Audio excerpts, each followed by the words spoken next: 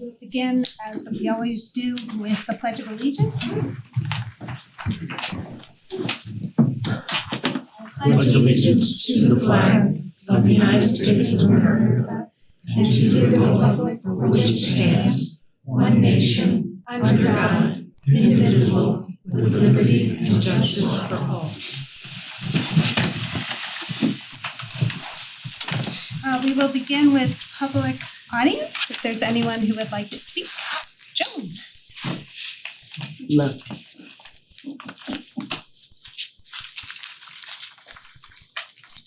The budget is presented as a continuation of the tax and spend mentality of our elected officials. There should be controls and accountability on the excessive spending on the attorney fees. Attorney Bob DiCrescenzo receives a contractual agreement of $9,166.67 monthly for service, a total of $110,004. However, there is no accountability with the list and description of service provided. The page is blank, leaving the taxpayers with no accountability for service.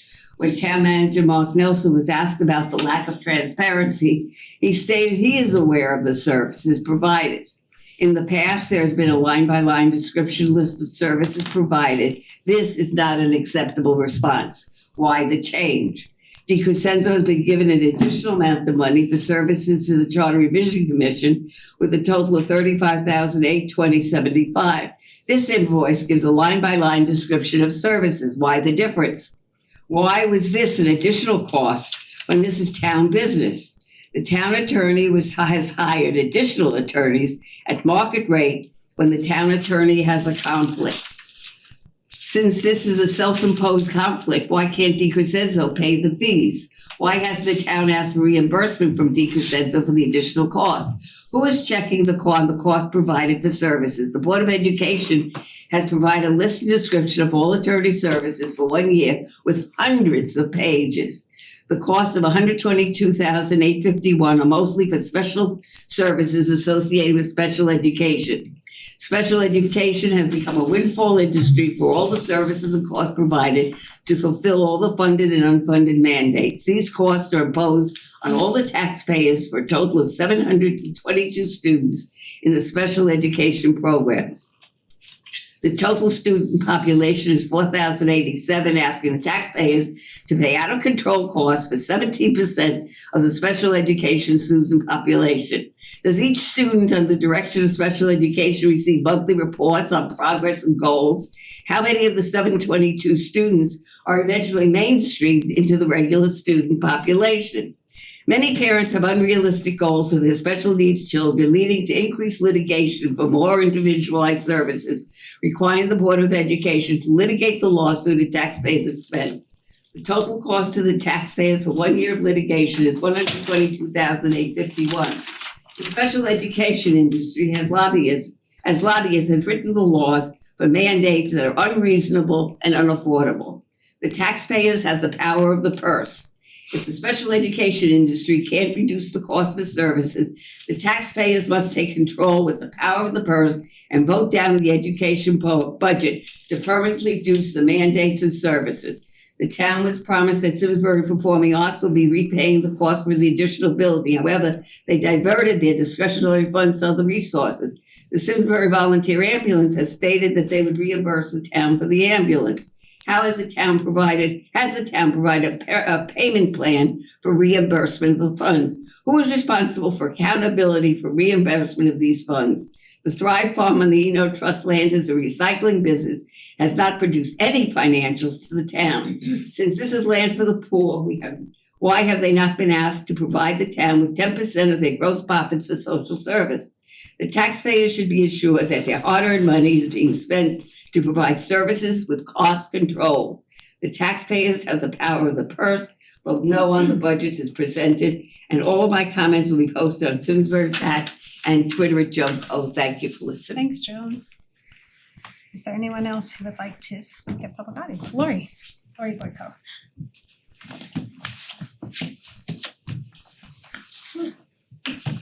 Hi, I'm Lori Boyko, and I don't have anything written down to say. I'm not even really sure why I keep coming. It's incredibly demoralizing and disheartening to keep showing up meetings week after week. Last week after your meeting, when there was unfortunate news that there were incredible increases to our health insurance claims, the Board of Selectmen met to review what their options were with regard to how to handle the increased costs in next year's budget. And there was no discussion about revisiting the budget or what they might consider adjusting so that we didn't, as taxpayers, have to bear additional cost. There are plenty of things in this budget that could be looked at. I think, I grew up sitting on my grandfather's knee at the Chamber of Commerce because he owned a small motel in Vermont. And I think what we've done is confuse community services and nonprofits and businesses with town responsibility. And there was never a request from the Chamber of Commerce in Vermont for the town to pay their expenses. The town wasn't paying $5,000 so they could have a booze and brews event.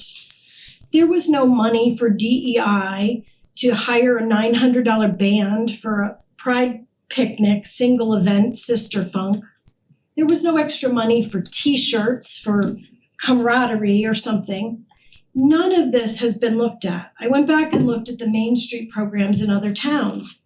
Canton's Main Street program, while it brings in a lot less money, contributes money to Canton. They don't take money from the taxpayers in Canton. They're bringing it into the town to boost businesses. That's what community organizations are supposed to do, not have the town become the funding mechanism for them. So I just want to end by saying I don't see how the taxpayers are going to continue year after year to kick the can down the road and even at 3% increases continue to bear these costs. We've got to look at what is the town government responsibility, not all community services. We've lumped it all together and decided like we're one big party thrown by the town taxpayers. And we've got to get a handle on this. And I don't know whether it's this board or the Board of Selectmen or the Board of Ed, which has, a huge, much bigger portion of the budget, but you can't have superfluous expenditures when people can't afford them. I don't even know what to say anymore. Thank you. Thank you, Lori. Is there anyone else?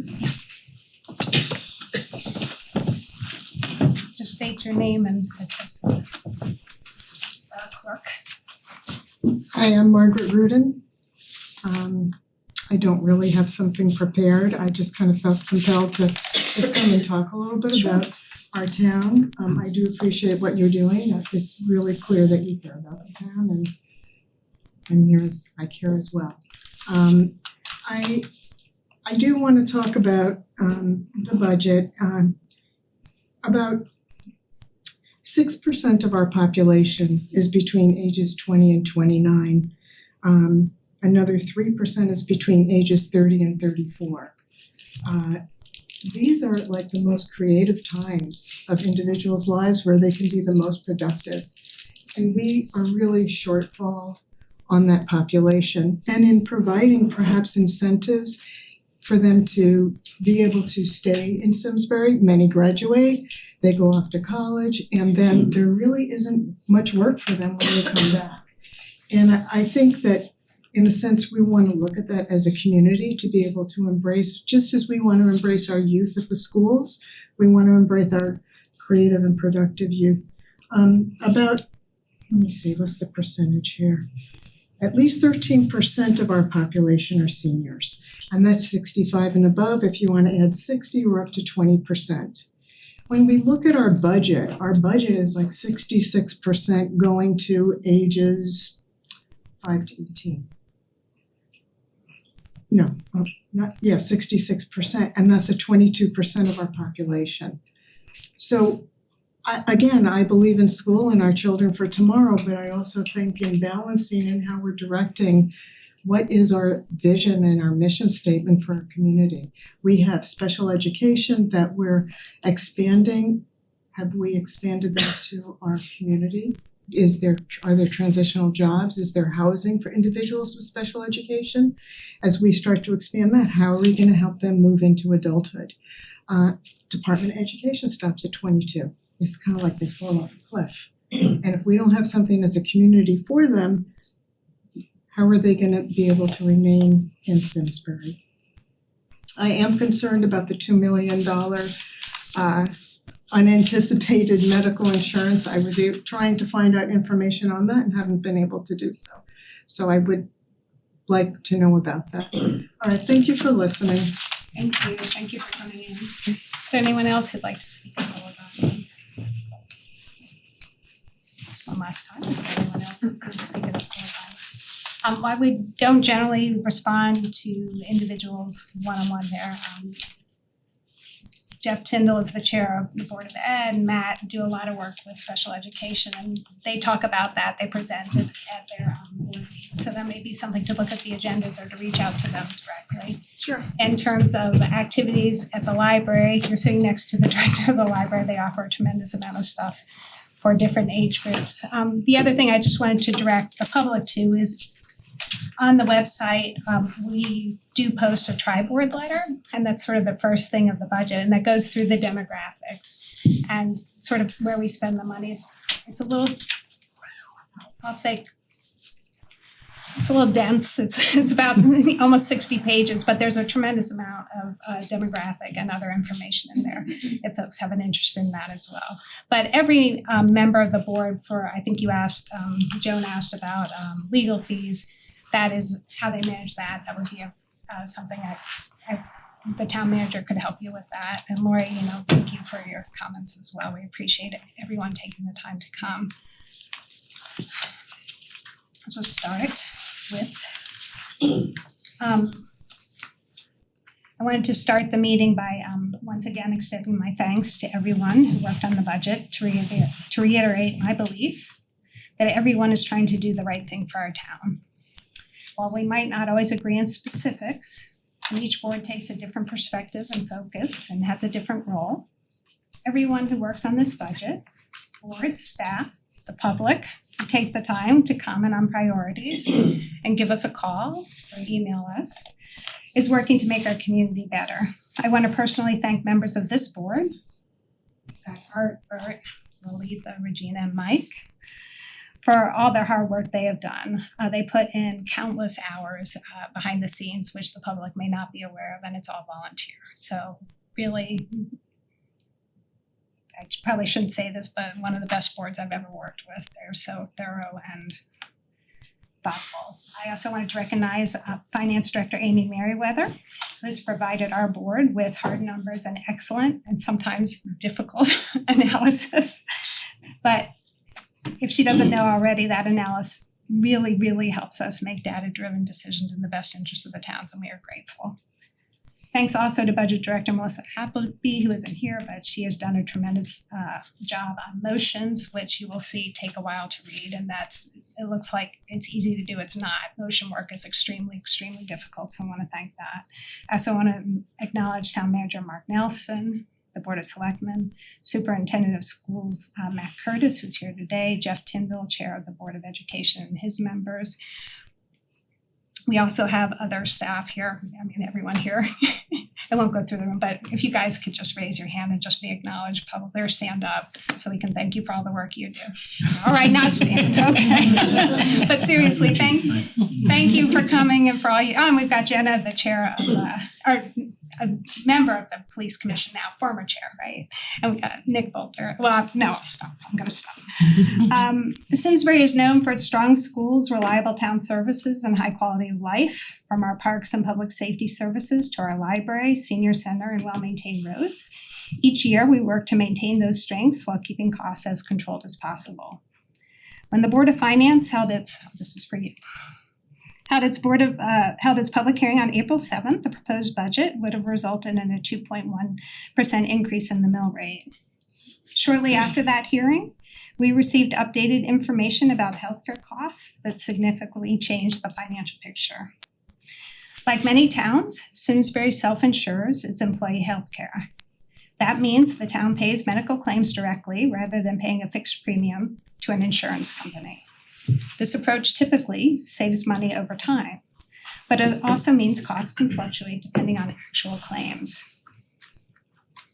Upon the advice of the town's healthcare advisor, To manage this claim uncertainty, the town maintains reserves in its health fund with a goal of keeping 20 to 25% annual claims and reserves. When reserves exceed 25%, a portion may be used to offset future costs. That's the advantage of a self-funded plan. It doesn't go to shareholders, it comes back to the taxpayer. However, when reserves are at or below that level, it is not advisable to use reserves to offset future rate increases. This is the advice we have received from our professional health advisor. Early in the budget process, projections showed lower than expected claim experience, and reserves were estimated to be around 35%. Based on that, it was reasonable at that time, in December, to plan on using $1 million from those reserves to offset costs. However, on April 16th, updated data showed that healthcare claims had increased more than expected. The new projections indicated a potential $2.6 million deficit, which lowered reserve levels closer to 25%, a trend that appears to be ongoing and not temporary. In other words, the situation changed in a material way. Under our current best practice, use of the health reserves would not be advised, but that would leave us with a $1 million gap in the budget that needs to be addressed. We will be discussing options tonight. I want to thank Amy for running a bunch of scenarios and fixed cost estimates for us, because that really grounds our discussion in actual numbers, so thank you for that. Our focus is to maintain health fund reserves at recommended levels and avoid creating future shortfalls. To meet the town's legal obligation to fully fund employee health care benefits, we keep the promises we make to our employees. To preserve the town's strong financial position and to avoid practices that could negatively impact its AAA credit rating and increase future borrowing costs. Amy again has given us some excellent analysis scenarios that we'll be discussing as we weigh policy decisions. Before we move on to that, one follow-up I forgot to ask Amy before earlier. Do we have any updated information on the tax revenue? They were projected last quarter to come in at $500,000, which was below what we were expecting. It's status quo. It was just because of the large tax appeals that were settled. It's the tax appeals. So do those carry forward then? I mean, they've now been reduced, the assessment, right? Yes, but they would have been reflected in Francine's updated projections. They've already been captured in the updated projections. Okay. Yes. Okay. So a couple of things we can do with the $1 million shortfall. We can just say, oops, costs went up. They're real costs. We need to pay them. Let's increase taxes. The other thing we can do is we can use healthcare reserves, but that's again against the recommendation of our healthcare advisor. But we could do so and still maintain reserves at 20%, but that would be cutting it very close.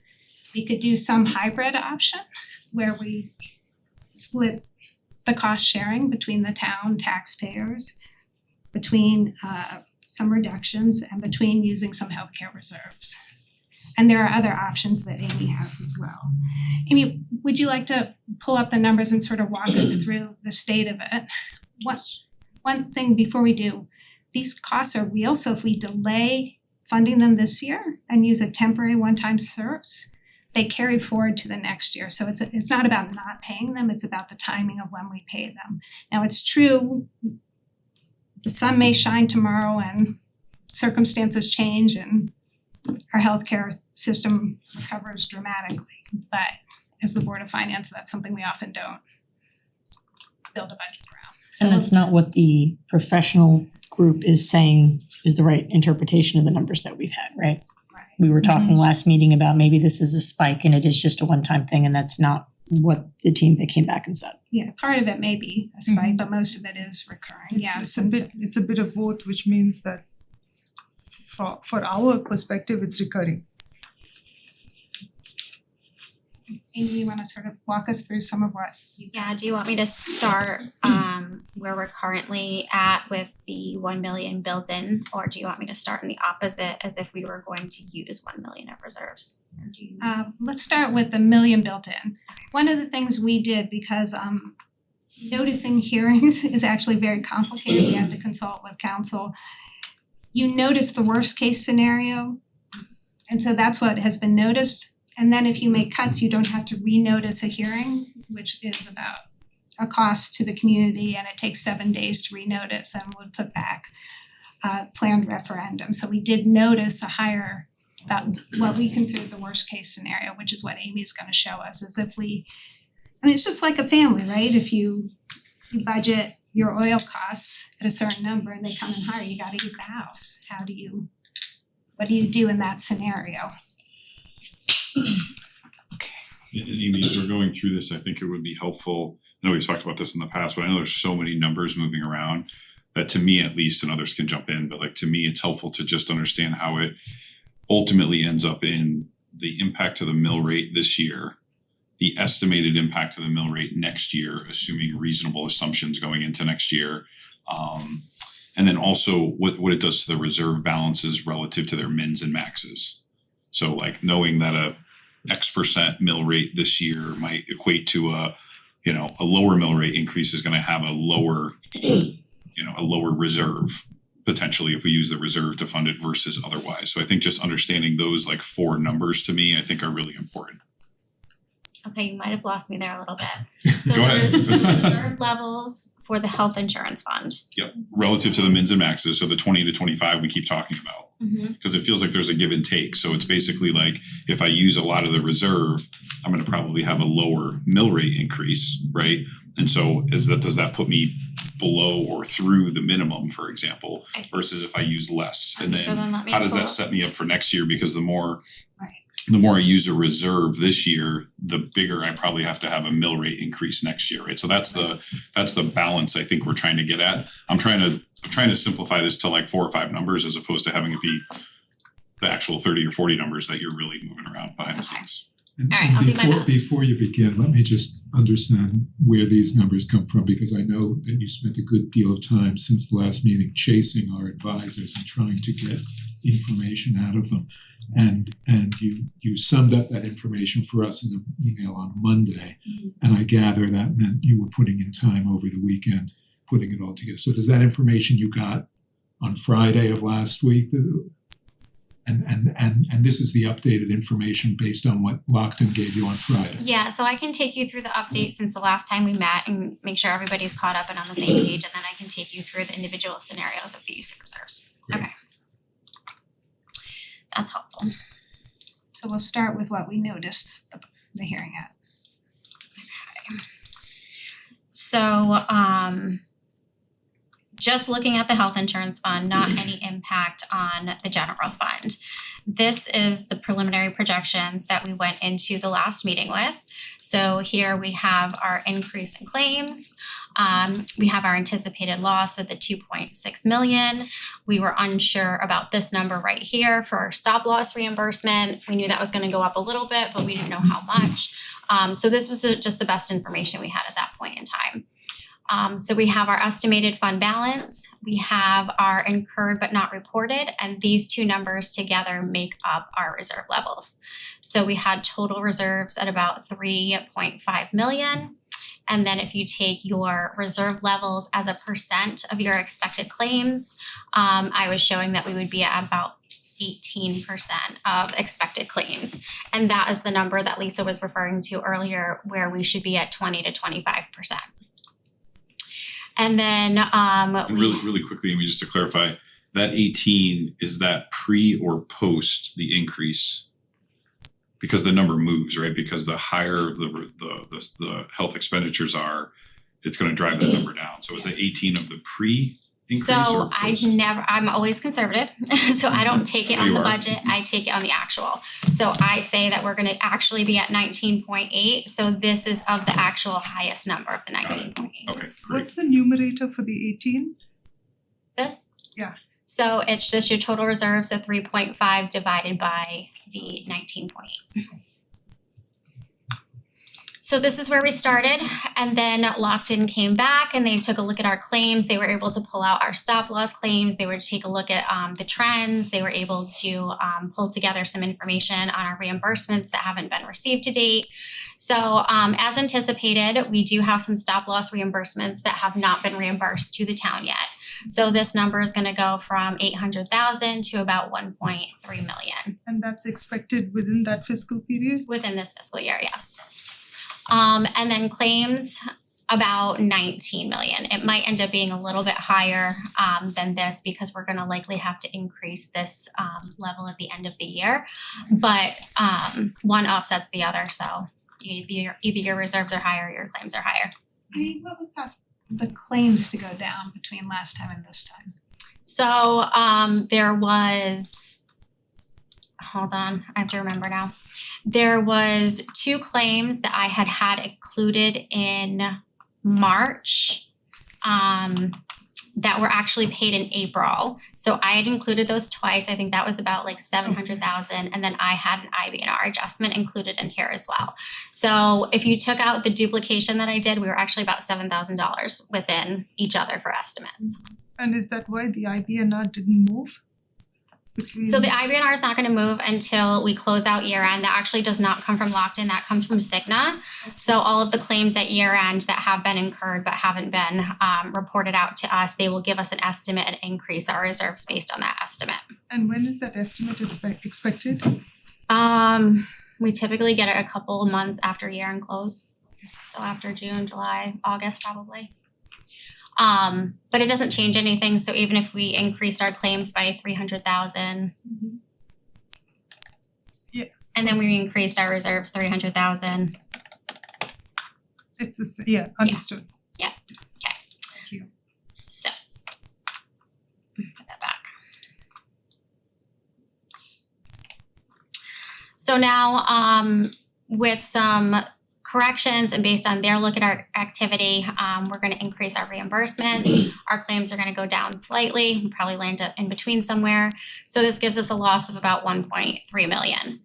At the 1.3 million, you add into our fund balance, our current reserve level, we're back to our total reserves of 4.8, and we are at 25% of expected claims, which is the recommended percentage.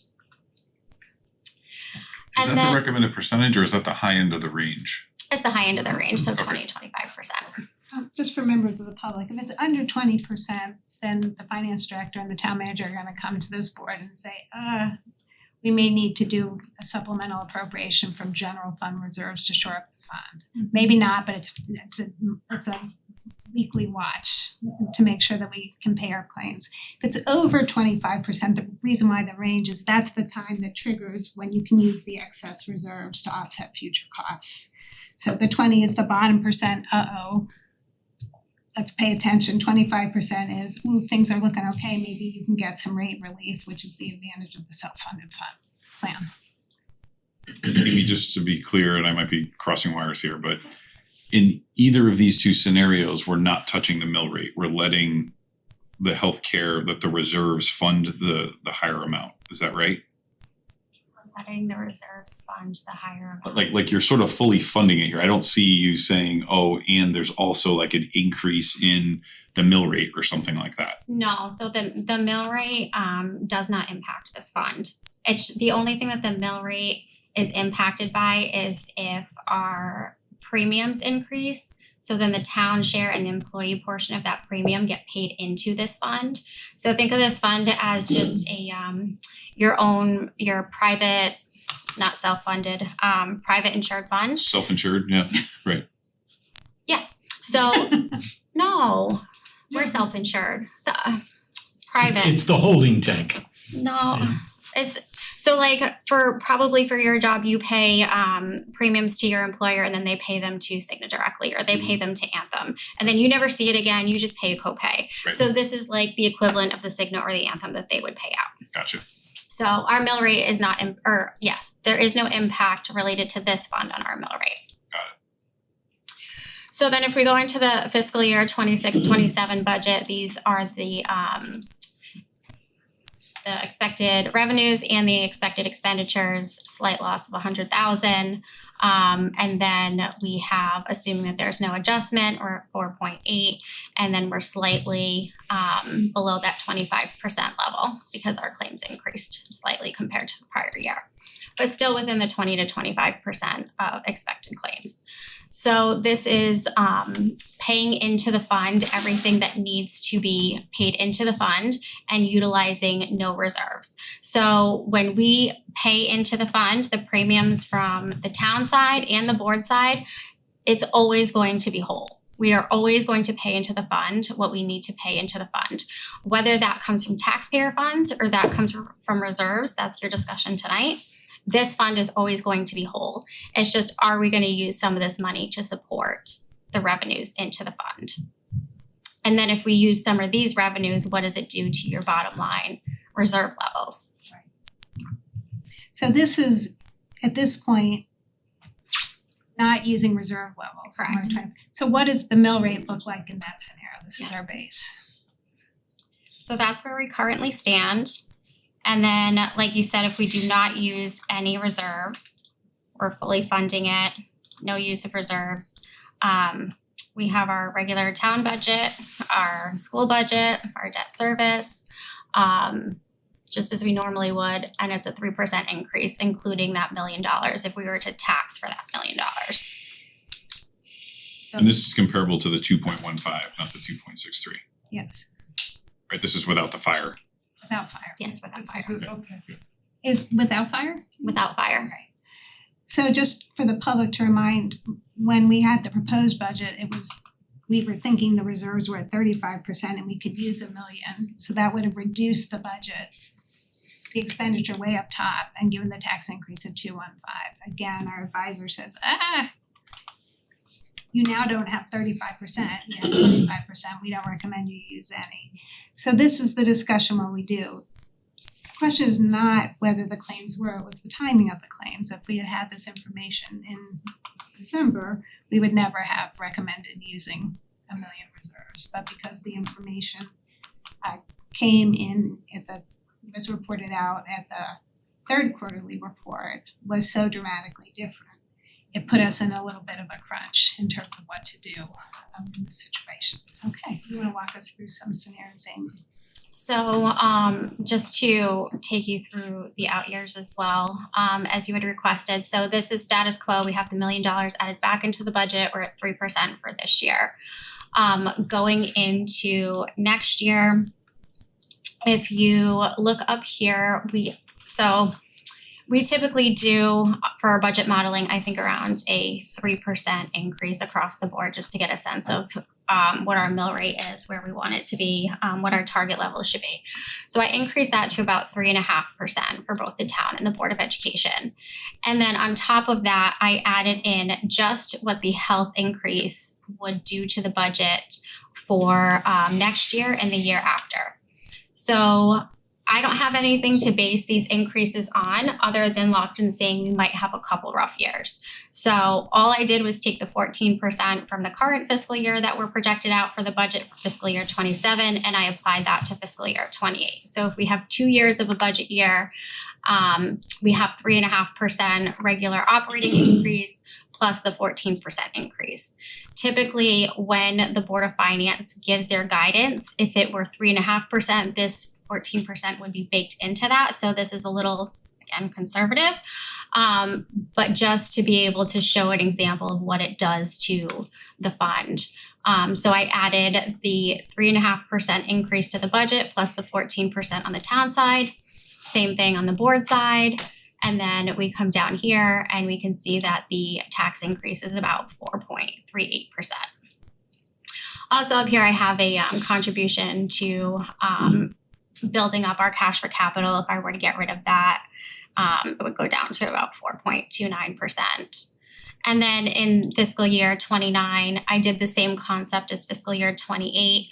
I have the 3.5% budget increase, and then this time I just used a 5% health insurance increase, something more in like a normal range that we would see, assuming that we don't have another bad year, since Lockton only indicated a couple of rough years ahead. So again, if we come down here, you'll see the tax increase is about 3.13%. And again, there's a cash for capital contribution in here. If I were to take that out, I would go down to about 2.76. And then just as I had mentioned over here, you know, this remains the state of the state. So we're still at 25% for fiscal year 26 ending, and then about 24% for fiscal year 27. Amy, before you move on, one of the things we asked you to do, which you did really powerfully, is just do the fixed cost estimates on that. And the fixed cost estimates are for next year coming in quite a bit higher than the 3.5. So What's that range? I don't know off the top of my head. And what's driving the fixed costs to be over 3.5? So typically fixed costs, if we do a budget modeling year over year, I know you haven't been here for the past years, but they could typically come in anywhere between, I think, like 4, 5, 6%. Like that's not unusual. It's just not something that we've ever targeted during the budget process. We're not like, oh, hey, this, you know, your budget modeling works out at 6%, have at it. So for budget modeling purposes, we use a range that the Board of Finance typically approves around like that 3.5% range. But if I go through all of, so basically to get to these numbers, these are super high level estimates. I did, say for like Board of Education, I took salaries and did like a 3.5% increase on salaries. I did a 0% increase on office supplies. I did 14% on health insurance, 8% on pension. So just some of the more conservative, like 5% over all of our utilities. So just some conservative numbers that may or may not come to fruition, but those are typically the drivers during the year, right? Like our contractual obligations, our health insurance, our utilities, things of that nature. So when I built those in, it was about 5.6 for the town and about 6.88 for the Board of Education, and the tax increase was about 5.82%. But again, we've never received guidance to go out and increase budgets 5 or 6%. So I didn't think that was a very realistic example to But it use. is a realistic example of some of the challenges the boards may face next year. Because those estimates are based in some level of expertise from our finance director. So that was a one-off, I guess. So none of those are built into here though, just FYI. So that was the scenario one, if we are not gonna use any health reserves. So if I go to scenario 2 and say we use the full $1 million of the health reserves.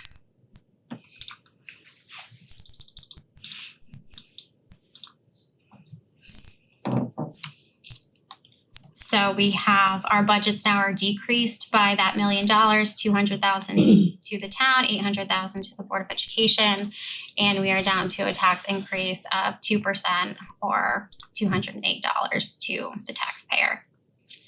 Then in the out years, I use the same concept, this time slightly different. So we did a 3.5% base increase. We included the 14% increase for the health insurance for next year. And then now we're going to feather in a portion of the reserves that we used for fiscal year 27.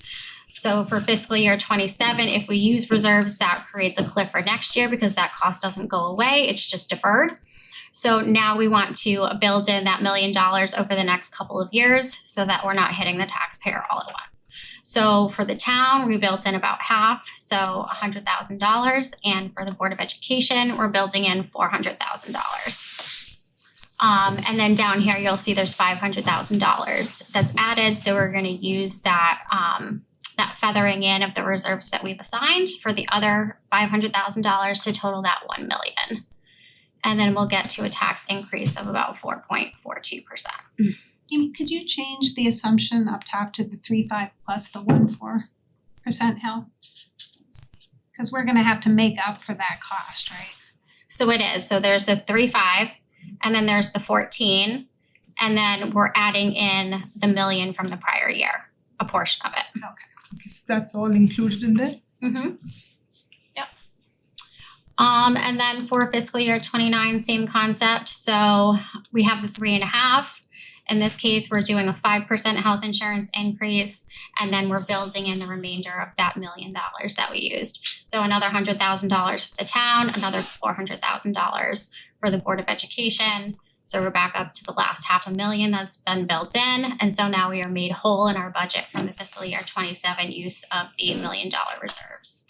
So going back to the earlier spreadsheet, based on our latest projections, we're looking at reserves of 24% of projected expenses for the next fiscal year. If we use the $1 million as originally proposed, what does that put our I'll show you. reserves at? Yep, 1 second.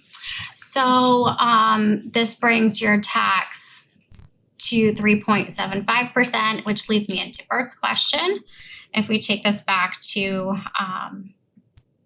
this line item, and then we go and use for fiscal year 27, we change our use of reserves.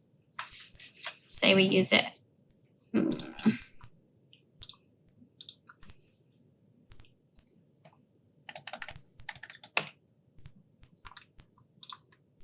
So then if we use $1 million in reserves, this will go down to 19%. What do we need to do to get to 22%? I think that was, we'd have to make a contribution, was it 600,000? Yes, so we'd have to make a contribution to our reserves of 600,000. Or Amy, we could use less than $1 million, that would also do that, right? Mm-hmm. Yeah. What would that number be to get there? 400,000. To what?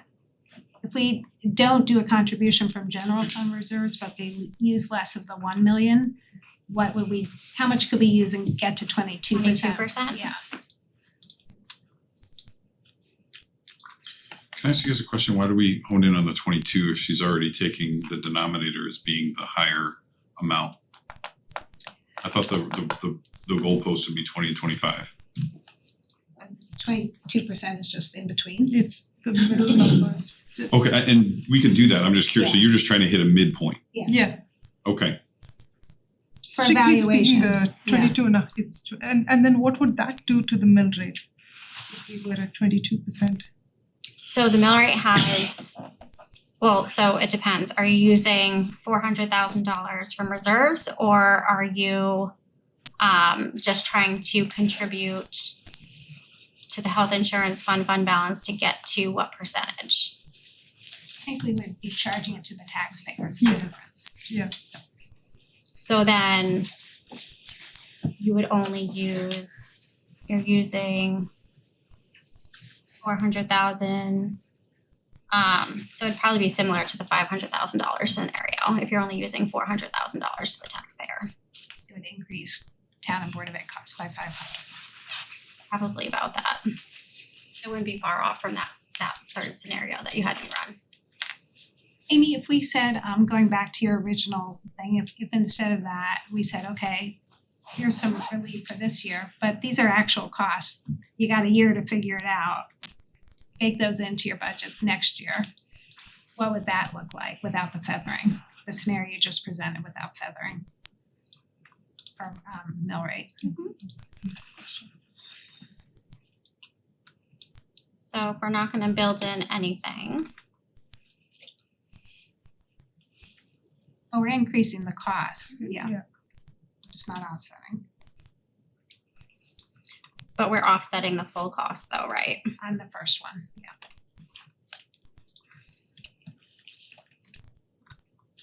So here I just added the 200,000 back to the town, 800,000 to the Board of Ed. I took off any use of reserves.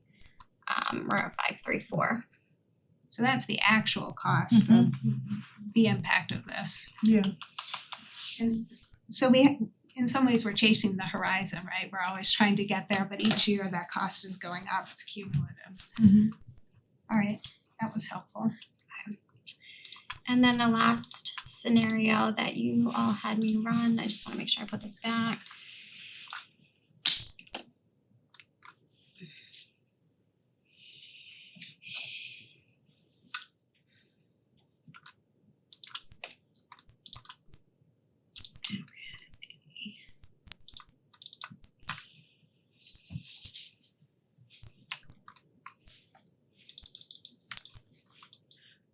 And before you start that, if we did a 22%, would that make your discussion with the bond rating agencies different? What's the difference between 20 and 22 in your conversations? Nothing. So the bond rating agencies, so you shouldn't use reserves as to assist your operating, right? And year over year, they don't want to see that. But I've never had an issue with a bond rating agency where we've said, okay, we've used reserves for this, and this is our plan to make up for it in the future. So they just want to make sure you're cognizant of it. You're not just using it to use it. You're not creating a deficit where, you know, it gets out of control down the line. Like you have control of, yes, we are using reserves for tax relief, but we have a plan to build it in. Got it. Okay. So distinction for the public, using health reserves is different than using general fund reserves. Using reserves is using reserves. They both create cliffs. Well, they both create cliffs, but they're still different funds. They are different funds, but the rating agency doesn't care if you use capital reserves, health insurance, general fund. They don't care where the money comes from. You're still using reserves. Interesting. So for the last scenario that you had me prepare, it's using $500,000 of reserves as opposed to the 1 million. So operating budgets utilizing the $500,000, we're starting at a tax increase of 2.51. And then the same thing for the out years, same concept as the other ones. We built in a base 3.5% increase, 14% health insurance increase, and then we're starting to feather back in that $500,000 that we used. So $50,000 will be feathered into the town, $200,000 will be feathered into the Board of Education, and then we will use the remaining $250,000 as reserves. This will give us a tax increase of 4.34, and then same concept for fiscal year 29. Except we're at 5%. So a 3.5% base increase, 5% health insurance increase, and then building in that last $50,000 for the town. Same thing for the Board of Ed, except we're building in that last $200,000. We eliminate the use of reserves to offset the budget, and we are a tax increase of 3.26%. So now if we go to the budget for the health insurance fund, if we were going to use reserves of that 500,000, it brings our percentage down to 21%. The 500,000 instead of the 1 million. Correct. So if you did 1 million, it's below 20%. Right. If you did 5, it's 21. If you did 4, it's 22. If you did nothing, it's 25. I think it was 24 if we did nothing.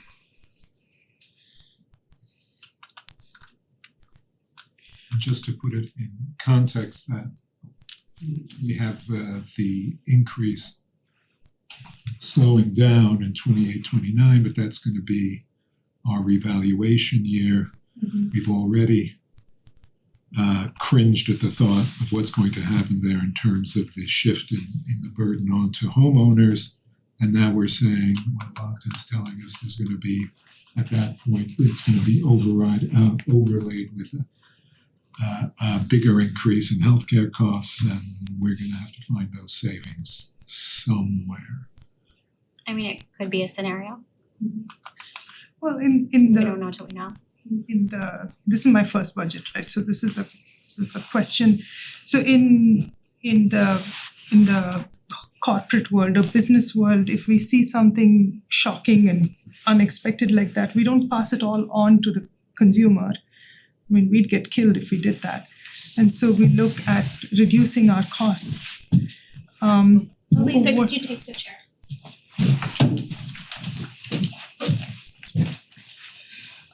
So this is a nice chair.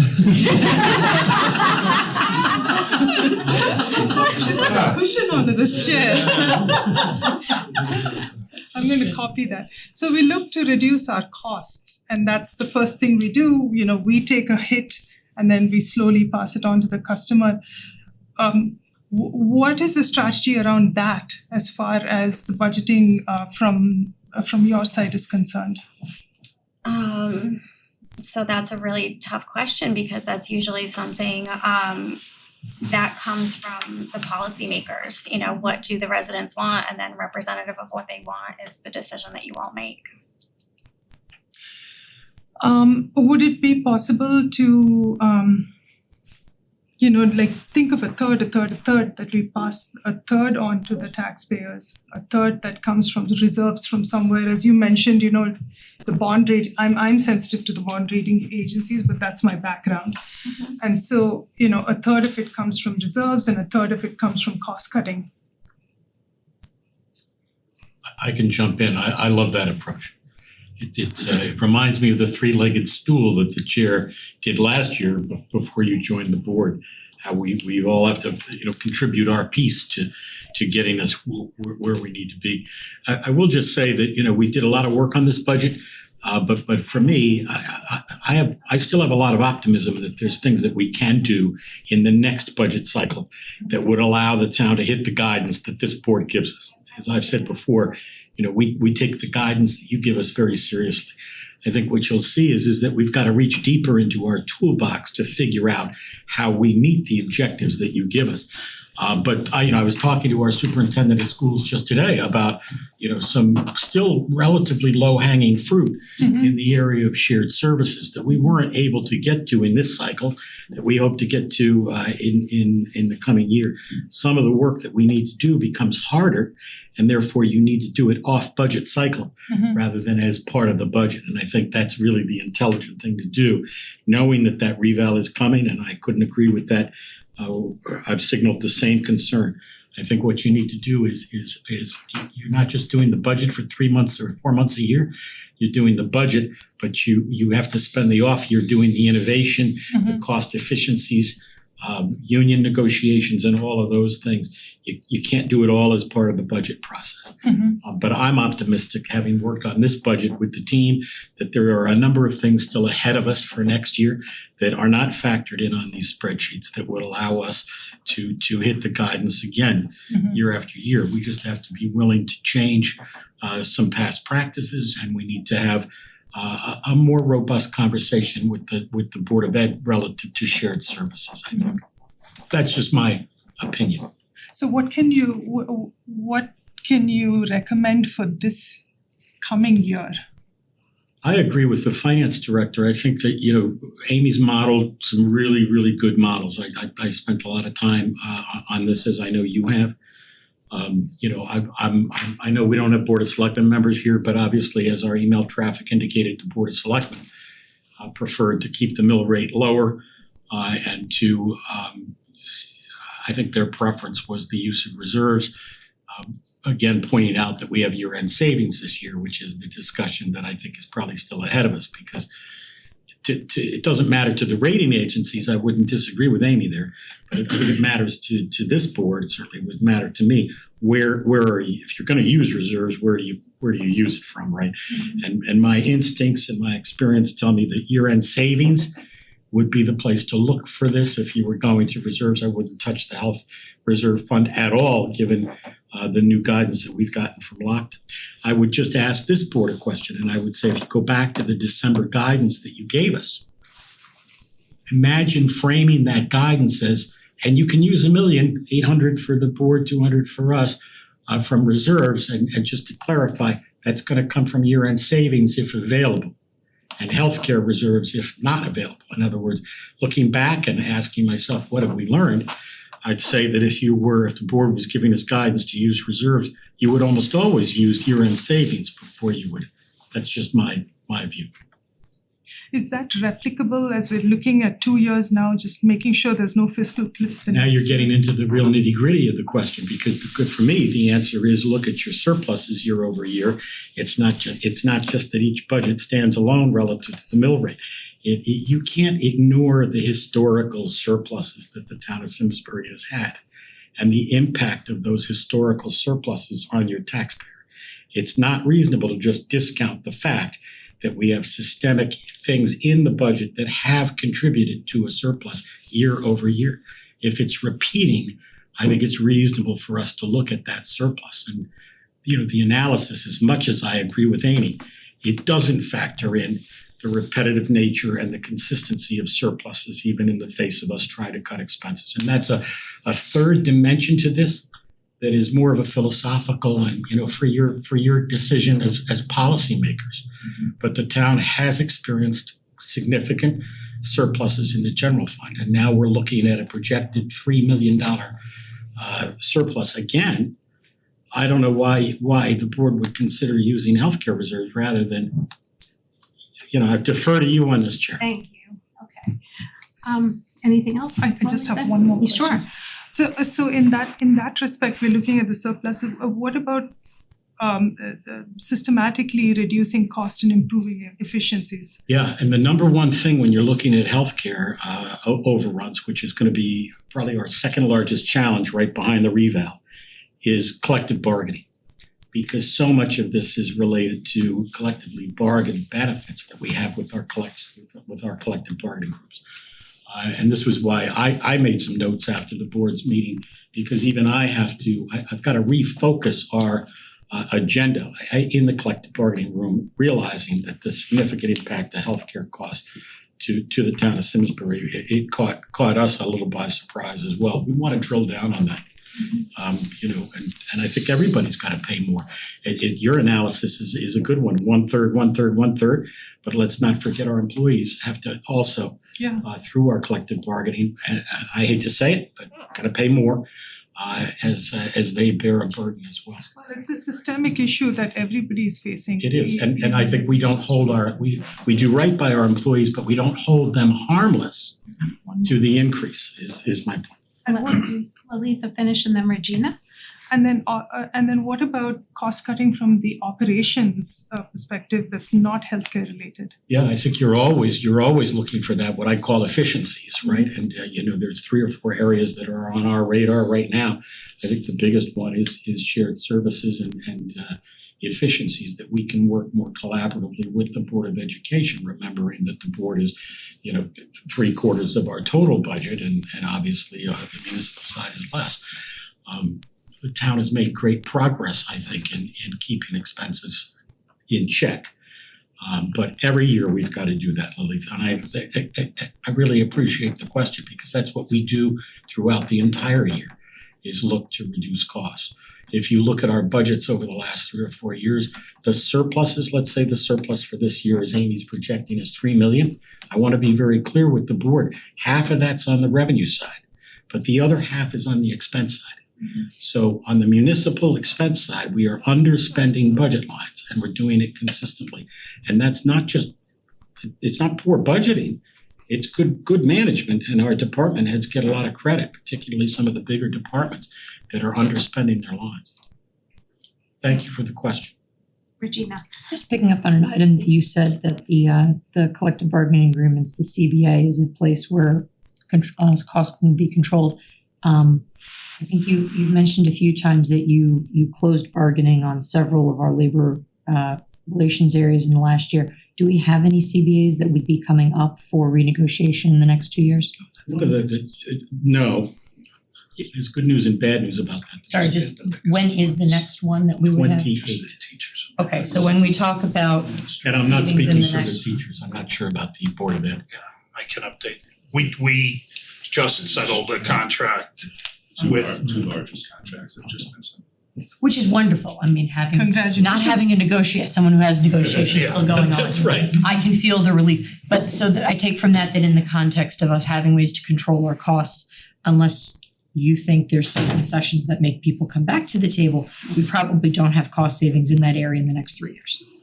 So yes and no. I do think that there are things that can bring them back to the table, even though we're not at the end of that cycle. So there are things that both sides could agree to have what's called a reopener, or at least conversations about certain things. I know, for example, that IPPO, our police union, is very interested in talking to us about a couple of things that they're interested in talking about. That you So think would net save the town money? I think any negotiation saves the town money because you go into those negotiations, you give a little, you get a little. At the end of the day, I think there are opportunities for the town to save money given what I know the other side wants, and its relative cost to what I know the town needs. And so to your earlier question, I think we refocus refocus some of our attention in collective bargaining to the healthcare costs that the town faces. I think it's much more important than historically.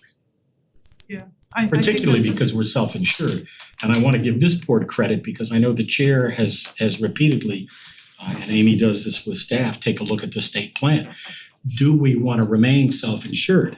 And that's something that I talked to the finance director about recently, and Amy, correct me if I'm wrong, Lockton takes a look at that and takes a look at the landscape on, I think it's an annual or semi-annual basis. The first selectman's asked me to look at it specifically, and I know that came from the chair, so thank you for that, and we're gonna do that. But right now, I don't think that would save us any money, but we're gonna take a look at it. It's a good idea. You have to be Yeah. looking at it. Yeah. The last time they looked at it, it would cost us money. Yes. I think that's still true. No, Although Avon says otherwise, but and we're aware that had quite a bit Avon recently did that. savings there, so I wonder what their plan was. Yeah. They have I don't know, special what did they do? circumstances. I did reach out to the finance director of Avon. They have special circumstances. They are self-insured. But they did have a claimant. They call it a laser. So essentially they're a high cost claimant, but they will not be part of the stop loss plan. So, and then this claimant, since you're not part of the stop loss plan, if they have $1 million in claims, they're paying out $1 million in claims. They've had some back and forth and trying to like recoup funds, but I guess it's just getting out of hand and costing the fund so much money. So moving over to the state plan actually saved them some money. So Amy, just a question, if you go to the state plan, there's no longer a stop loss insurance policy on it. Well, so So you save that. they're not self-funded, so they're essentially paying like a private Right. plan, and they're paying their co-pays, and any savings, if you will, from the plan or whatever, they get no benefit of like a self-insured does. They just, they just pay their premiums to the state, and the state gets any benefit or loss associated with the fund. Many insurance plans do internally have a stop Yeah, loss, but reinsurance. it doesn't impact the subscriber. Interesting. And that laser can happen to anyone in any town, anytime. Yeah, so Right, when we go out for stop loss, we go out every year, we go out to bid, and part of our bid is zero lasers. What is that? What is that?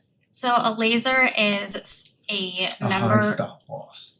It's a member that's like a high cost claimant, and so for our high cost claimants, you hit $275,000. So if they cost us $1 million, we pay the first $275,000, and then we'll get reimbursed from stop loss insurance for the remainder. These members are high cost claimants where they're saying we're not going to apply the stop loss to you, so anything above $275,000 you're still going to have to be responsible for. So they laser them out. So basically they take them out with the stop loss. You're on the hook for the full value of their claims. Not good. Yeah.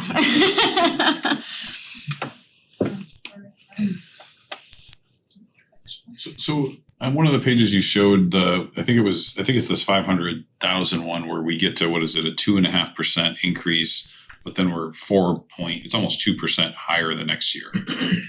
And I feel like you guys are sort of getting at this in a roundabout way right now, like, is there any precedent to like sort of lowering taxes lowering the increase one year and then knowing you're gonna increase it by 2% more than your increase the year of, like, because it sounds like you guys are dancing around like, well, would we ever actually see the 434? Like, do we think we would actually see that, or are there things that we could save? Because if we thought there were I'll show my cards. I would love to keep this as close to the 215 that we started with. I'm willing to have the health reserve go to the lower end of the range. I don't even know that I need it at 22. I think this is the purpose for these reserves. So I think in some ways, if it can smooth it out and we can predict it, but if the cost of that is now I'm signing myself up, and forget about the reval, because I feel like that's a whole other can of worms, but I get it. It's weird to then step into this and say, yeah, I kind of kicked the can. I'm going to jack it up by the same amount plus another 2% next year. It almost feels like I should have went and I should have split the baby this year and gone to 3% or something, so that next year it's not 4 plus. So So even tell me why that's wrong, or tell me what No, we no, could it's do not to wrong. make that so smoother. even before we get the bad news on the health insurance fund, that utilization of reserves, you are kicking the can down the road by that $1 million. You're just feathering it in over time. Sure. Because that $1 million doesn't go away. It's just giving tax relief and letting the taxpayers pay $500,000 this year and $500,000 next year instead of hitting them all at once. For sure. But no, it doesn't go away. Like, you're gonna have to make up that at some point.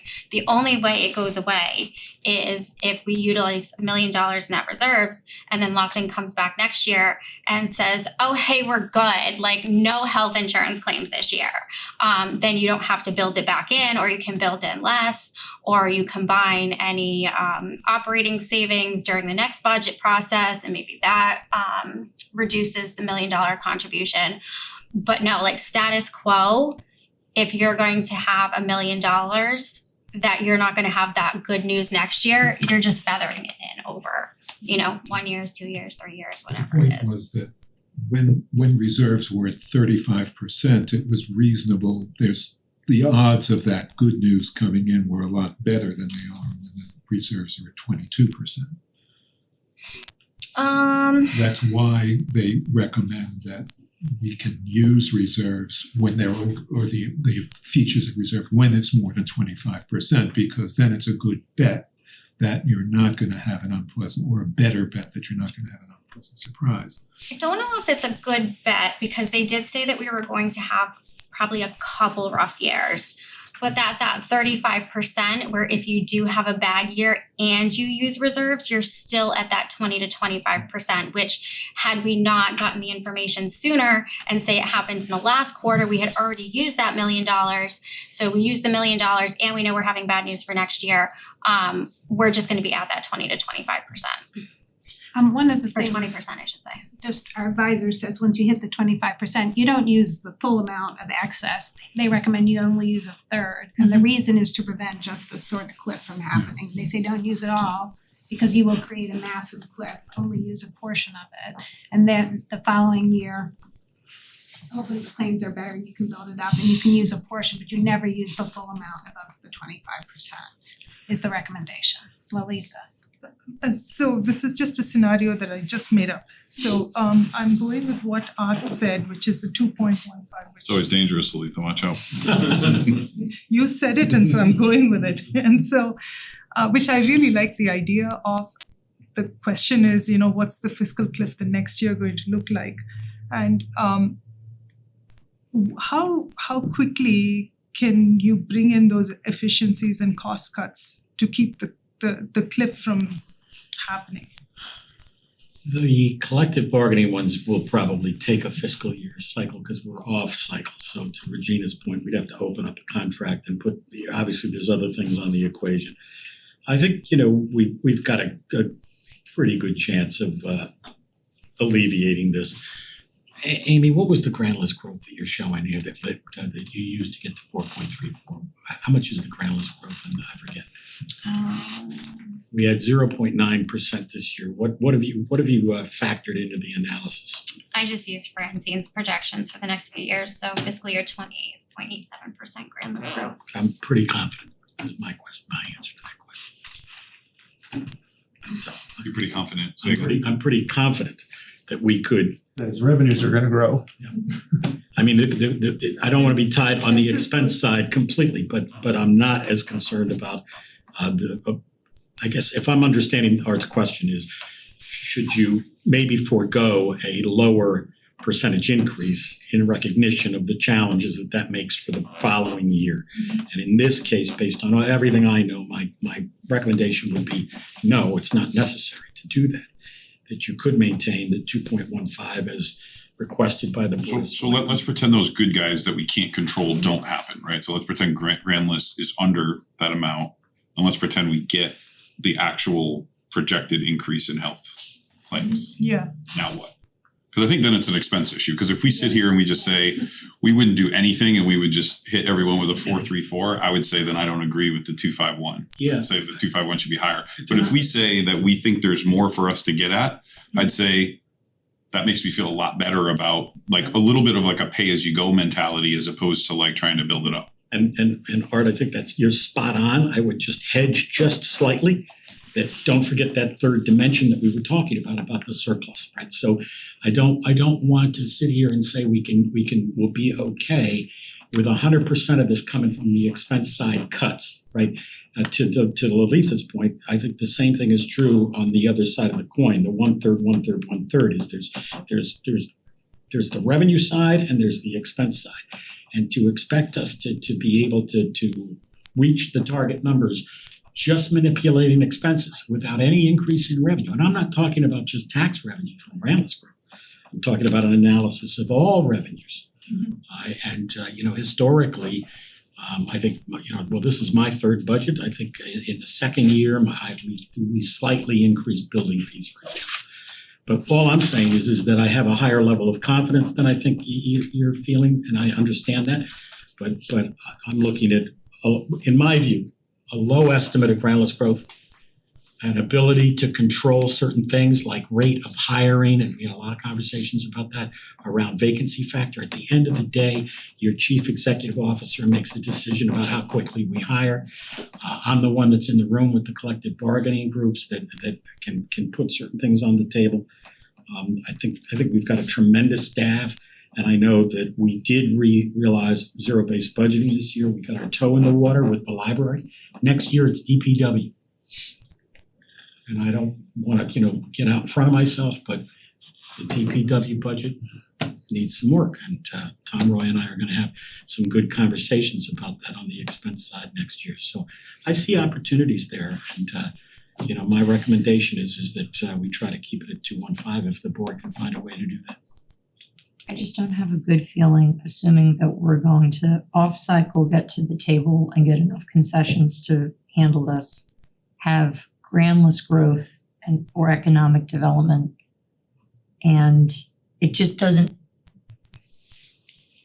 seem like those are all really hard things. They're doable things, and they're just not things that together I look at and go, yeah, I can sign up to a lower number this year because I believe that we're gonna go get all those things. Next year, in 1 year. Yeah. And it has nothing to do with the quality of the team working it. Those are just a lot of really hard things. And I'm not comfortable assuming that we're gonna go and get all of them. I don't care if we hire Superman. Alright, So you guys were nodding your heads before, so superintendent, do you have any, because you control 75% of this. Yeah, right? So I think, for us, it's a little, I wanna say cleaner in that we don't have the revenue picture, right? So it's a strict year over year expenditure analysis. Sure. The budget we put forth this year cut like 5.8 positions, real positions. I mean, nobody lost a job, but they're real positions. So with a stagnant enrollment, that will become more challenging for us to find that kind of volume. It doesn't mean we can't relook at things and consolidate. I think Mark makes some great points about shared services. Lisa, you mentioned if we had had this information earlier, we would have done different. If we would have had this information earlier, we would have done different, right? There would have been some conversations we were already engaged in that we took off the table to quite honestly capture the full value of some reductions. So, the targets we put forward, having been here a while and understanding what Amy's doing as she moves forward with fixed costs. That's historically how we lay it out. It's not historically how we engage in the process and in the conversations, right? We get to that annual meeting, we talk about what the different factors are, the different guardrails are, and then we head down that. So I'm not as daunted by that fixed cost number that we put here today as if Mark and I were ready to, all right, roll up our sleeves and let's do the budget. I guess that's what I was nodding my head at. I think there's always improvements we can make on that when there's the tensions and the pressures that we kind of put on each other to try to do that. I just think, look, I'll say one more thing, Lalitha, when you talk about like current year going back and looking for areas that we can reduce hard, I mean, we had those conversations, talked about where we're at as a board with the current reductions. I mean, it is a challenge for us to think through that with the volume of surplus. Now, I know that's not my lane, so I try to not go in and I'm not giving advice on what to do, but that does work its way into our conversations of, hey, we've cut X, we got to a 2.79% increase, which is by far the lowest in the area and even the DERG. So to go back now currently and look at that would be a real challenge for us. I'm gonna just speak a minute about reserves and surplus. Thank you. So if you're a AAA town, which we are, you will have surplus. Because if you don't have surplus, the rating agencies will go, what are you doing? You cut your budgets too close. So there is always some amount of surplus. So the question is, where does it come from? And if Mark is right, if you're consistently getting surplus from one area, or you can budget for it and you know it's coming, then you should budget for it. But in this case, let's break down where the surplus came from. One, it came from increased interest income. We budgeted an amount, and you do this 18 months in advance of the end of the year, and that's done by consulting with professionals. It's not what Lisa thinks, it's not what anyone on this board thinks. We hire a professional, they give us an advice. Sometimes the advice is right, sometimes it's wrong. In this case, the experience came out better.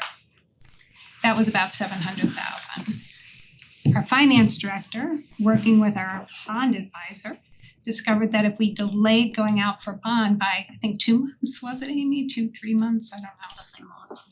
That the town, just with that timing of when to go to bond, would save the town almost $400,000. So that is a surprise, hooray, balloons for Amy move. But it could not have been budgeted because at the time they were watching where the interest rates were and the interest rate shift, and that was an opportunity that arose that the finance director took advantage of. You can't budget for that. How do you budget for that? It's just a congratulations, Amy. You had your eye on the ball, took advantage of it, good job. And the crystal ball worked a little. Right. The other part where we do budget is we budget a revenue guardrail. And this is what all AAA towns do. We assume our collection rate is going to be slightly lower than when we get, and that varies from year to year. This year brought us in $500,000, which is less than 0.5%. Big numbers, yes. But that's the ballast when things go wrong, because sometimes other revenues come in worse, and that becomes the ballast. We do that, even the state does that. Part of the reason the state got their rating up is because they started doing that. So that is something that you do as a AAA rated town. Part of the surplus did come from Mark's budget. And he is, in this current year, starting to budget a higher vacancy rate. I worry that you have been too aggressive there. But the other thing he could have done with that vacancy rate is just filled it with capital, chose not to, instead to give it to the taxpayer. But that is an area for improvement. That brought in about $1 million. And that has happened year over year, so it needs to be addressed, and Mark is addressing it in the current budget. So when you think about $3 million on a $120 million budget, that's about 2% margin of error. So huge numbers, yes. But in a AAA rated town, coming in the red is really bad. And if you lose your AAA bond rating, it's not like, oh, sad day in town. It costs more to borrow. And then your costs go up in the out year. So it has a real impact. So that's one of the things. So we always say to ourselves, well, what is a reasonable amount of surplus in a AAA rated town? And most towns recommend somewhere between 1% and 3%. We're at 2 something this year. Right on target if you want to keep the AAA. Then the question becomes, well, what do you do with that money? How do you use it? And again, with AAA rated towns, GFOA recommends we pass, and we did, a structurally balanced budget. That means you use recurring revenues for recurring costs. And if you have one-time revenues, like our interest income, hooray, that was better than expected. This year it's going to probably not exist, although who knows with the Iran war. If you have one-time revenues, you then use it for a one-time expense. And that's because after the one-time revenue goes away, you don't want to be left with an expense that doesn't have a funding source. So take the example of 5 employees. You've got $1 million one-time surplus. You say, oh, I can hire 5 new employees. Next year, what happens? Surplus goes away, you have the expense of salary for the 5 new employees, but no source to fund it. They say don't do that, so you don't put it towards operating expenses. You have a one-time revenue, it puts to capital. Both the superintendent and the town manager have emphasized the importance of funding capital and not having a funding source is one of the top priorities for surplus that is recommended and that is done by AAA towns is to use it towards capital. When do you get surplus? You don't get it in the budget. We don't know what the surplus is until October or November. So then what we do is we don't go, oh hooray, this is free money, it's a slush fund, we could do things we wouldn't do. We park it, we say nope. When it comes time to budget, you can budget it and it'll compete against all the other capital needs at that time. And you'll fund your top priorities. We're not gonna fund off budget cycle except for true emergencies. So that's how surplus works. And so when you think you have surplus, I would say to you, you probably don't wanna live in a town that's coming in over budget. You probably don't wanna live in a town that has no surplus. You don't wanna live in a town that has 9% surplus either, but you do wanna live in a town that has 1 to 3% surplus if you're following best practices. So that's all I'm gonna say about that. We've talked about that before. So now, the point at hand is we do have some motions to make. And I would like to get some sort of consensus of where people feel they wanna go, because this is probably the most impactful. And where people's comfort level is, and then we can run actual scenarios with Amy where we are. The one thing I did, I'm sorry, I took a call when we came in and I actually have some good news. That was Senator Paul Honig who was calling me with updates and I'm looking at Lisa. He is trying to get some capital funding and he is thinking he will get $350,000 for the library teen space. Wow. Preliminary, he said, extreme caution, don't bank on it, but I could share it only with extreme caution, 300 for the apple barn and 150 and 150 with Eno. So extreme caution, not set in stone, but positive news there. Thank you, Senator Honig. And then there are some additional, he came in with very similar numbers to Rep. Osborne's numbers, about 175 for ECS and 65,000 for the town. So again, the numbers are fluid, they're changing, but we did get some additional information. So I wanna thank both the senator and state rep for keeping us informed. They're getting the numbers at the last second and trying to keep our board. They know we had a meeting tonight, so they're doing a nice job trying to keep us informed and do wanna appreciate and recognize that. Okay, so where are people? Lisa, really quick, just to give us I don't have the context there. It's obviously very generous and it's good news. Is it better than what we had thought or is it keep us on path? No, the new numbers, we weren't expecting any. Honestly, I was talking with Matt, they were doing 170 million, if they divided that among 169 towns, we would get 600,000, but instead we're getting 165. So we thought we'd do a little better. 270 million is what 170 this, for the schools, 170, 100 for the town. But Yeah. total, yeah, totally, yeah. About fair. 240 total, yeah, so a little bit lower than our hopes got up. They did, both of them did say the out years look a little better, but we don't have those numbers and it's fluid, it's gonna change. So we'll try and give you the information as we get it with the understanding that, but no, I would say it was a little worse than we were hoping. Yeah. But our ECS, although it's earmarked education, goes to the town and the general fund side as an offset. Got it. Doesn't come to us as Right. Thank you. What does ECS stand for? Education cost sharing. Okay. So it's the Oh, is state's that what you were share talking- of, yeah, the state share of education. Connecticut is one of the worst states in the nation for the amount of state contribution to education. They rely primarily on the property tax. It is something that our advocacy groups are trying to get changed to make it a little bit more equitable. It is what it is. So back to the task at hand. Yes. What are people's thoughts on the proposals here, what we wanna do? Well, I'll say I share Art's concern about the big projected jump for next year, but also that even, taking this $1 million out of reserves, out of health reserves, means we're making a lot of bets on what's gonna go right over the next year. We're hoping, so we're counting on good numbers for the health reserves. We're also counting on our ability to squeeze some savings in other areas. We discussed the vacancy rate for the police force a couple of meetings ago. We agreed to keep it at 3 positions, even though we know that our police department is working hard to fill those positions, and it might be a bad policy choice not to fill them if we get the opportunity to do that. But it was the judgment of town management that we can accommodate that surprise if it comes, and we respect that. Now we're talking about some other bad surprises, and we're saying, well, we can work that out too. That seems like we're betting a lot.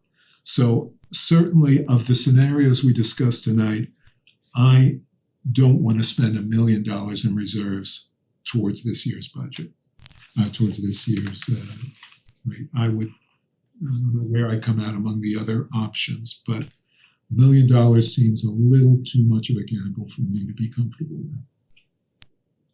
Other thoughts from folks? I agree with Bert. Yeah. The $1 million does keep me up at night because it also reduces the, does that take us below 20%? Is that what it does? It does, right? Assuming it comes all from health reserves and not general fund. Yeah. Yeah, and a lot of things have to happen next year.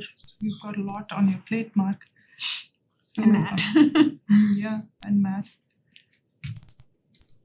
So I would agree with the sentiment. I mean, maybe to go in the other direction though, what I feel is as a taxpayer and for the taxpayers, I don't wanna pre-tax for those things just because they might not go in our favor, because we could increase taxes next year if we had to, right? So like, I don't know that pre-increasing it is the right answer either. And so I feel like I don't disagree with you guys that taking the full $1 million, driving it below 20%, that feels like that's a bridge too far. But I do feel like, you know, going in the other direction feels like it's too far too to sort of pass $1 million onto the taxpayers, like the full $1 million that way either. So like when I look at that number, like to me, just to be clear, that 434 is not a target. Like that's just a number from the result of the assumptions that we use. Like there's no way that we're gonna come in whatever month it is later this year and say, yeah, everything happened the way the model works. So we're gonna say your target is for us to have a mill rate of 434. So we'll back solve and you guys can have 3, 4, 5, 6% increases on your expenses. It's gonna be the opposite. It's gonna say all that stuff we were talking about is gonna be really hard. We gotta go do it now. So if the surplus doesn't come through and the 14% happens and all of those things. So I feel like on behalf of the taxpayers, I personally feel like I don't wanna have the $1 million come all the way through though. At the end of the day, I just think as a group, we need to realize like we're gonna be sitting back here in 3 or 4 months having a really hard conversation because it has to start early. We can't start it in October and then think we're gonna, because you guys, the ink will already be starting to dry on budgets and things at that point. We're gonna have to start very early to start war gaming out what happens if we don't get the good guys. What do you think of the 22%? I guess I think a little bit differently about that because I feel like I don't disagree with you guys. I mean, for my day job, I like to have belts and suspenders on everything. So give me a range and give me a low end that I'm still gonna try to be above the low end. But I think in an environment like this, I feel like, again, on behalf of the taxpayers, as long as we have a sense and we're projecting for the 14% in the future, I'm okay because the reserve itself in some ways, notwithstanding all the comments that were made about AAA and everything, is conservative, right? Like you're reserving for something and you already have funds and whatnot. And so I feel like, I think putting belts and suspenders on something when there's already a min and a max, like let ourselves like use the full benefit of that. Having said that, the projection is really important. So I wouldn't do that and then not project for 14% and then think, oh geez, I'm gonna go below it then or whatever it is. So I you know, do we have to go right to the razor's edge of 20? I don't know that, but I don't know that 22 just feels a little bit artificial to me. Well, it's Again, we're taking on risk though. I wanna be crystal clear, like if this is the beginning of a really significant increase in health costs, we could look back and say, geez, we should have started now and jack taxes up. I just don't think on behalf of the taxpayers we should do that, because I don't have a crystal ball, neither does anybody else. So I guess my perspective on that is a little different, but I appreciate that. This is a real cost. So we're just talking about delaying it for a year. If we had this, we would incorporate these costs in the budget. It's real cost. This isn't, something surprise. These are costs.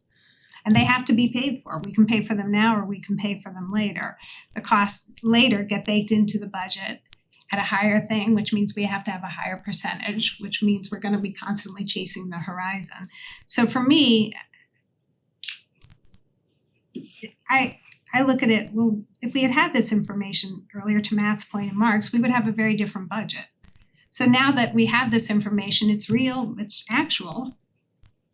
Why would we go against our advisor's advice and start using health reserves? My compromise position, that's I think what Lalitha was saying, is I would use some portion of it, but not all. And I would ask the taxpayers to bear some of the costs because they're real costs. And I might even go back and say, Amy, is what in the budget could be cut so that we're spreading it among the three sources? And I would say look to capital first, because those items can then be funded by capital reserves. So we can still purchase the items but get mill rate relief. Because at some point, we're gonna be using reserves. Use reserves for capital reserves for capital instead of the health reserves, and then split it and you get the mill rate relief. To me, that's, I think, something we should at least think about. The other option, we could do 600,000 of health reserves and 400 of go to the taxpayer, or some amount of capital. But Everybody is equally unhappy, then it will be a fair deal. That's fair. Yeah, because this is not good news anyway. So passing the whole thing on to taxpayers, obviously nobody wants to do that. But honestly, it's an actual recurring cost. It is the cost of town. So a combination of cutting cost, increasing taxes, and using the reserve, and cutting cost meaning what you said. Use capital Use reserves. the capital reserves for capital expenses. One thing that we could do is then say, mid-year, if you find the savings, we have no problem transferring it back. But Amy, what capital is what items in the Board of Selectmen budget is being used for that might be eligible? We pass only a third We have of the it capital on. list, I think, in part of this, right? Yeah, so on the first page of your motions, it would be number 5 is the list of capital items that's being funded with tax dollars.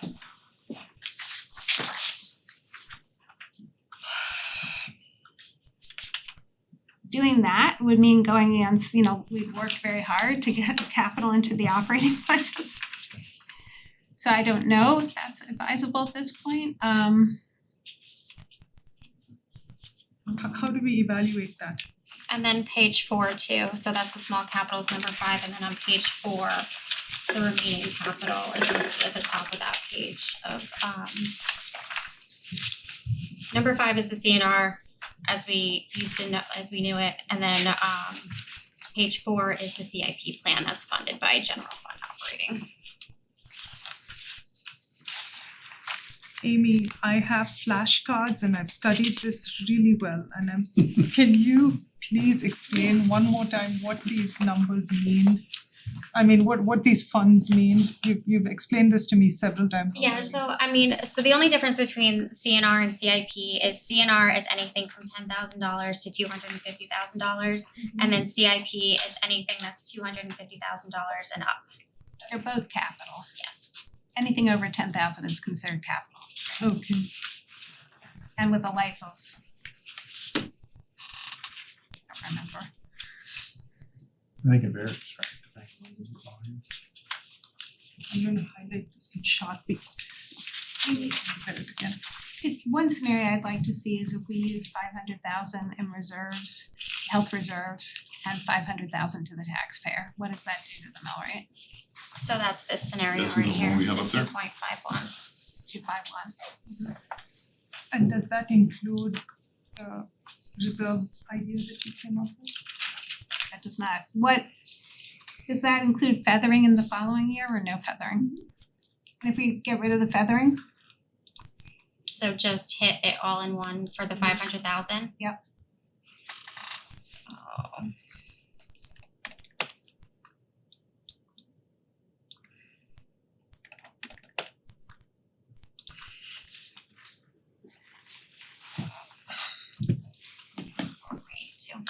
okay. What if we use 700,000 in health fund reserves and get rid of the feathering?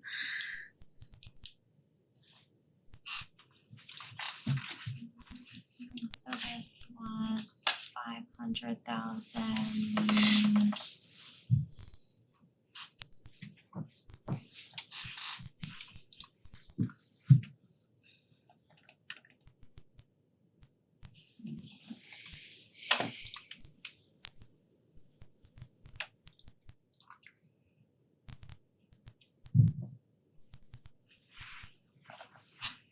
So we're using, sorry, I'm confusing myself, 1 second.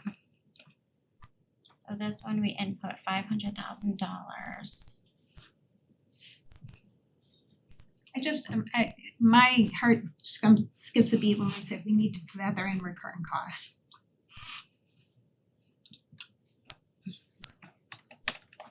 I guess for me personally, I hear what you're saying, although I think sometimes we just have to be creative as we're doing it. But I hear what you're saying.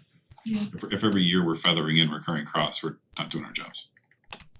We also haven't talked about feathering and savings, right? Fair We can point. also start tightening the screws, Mhm. right? We've talked about using reserves for shocks, which is exactly why you have reserves, right? And I'm actually in favor of just biting the bullet and using the reserves.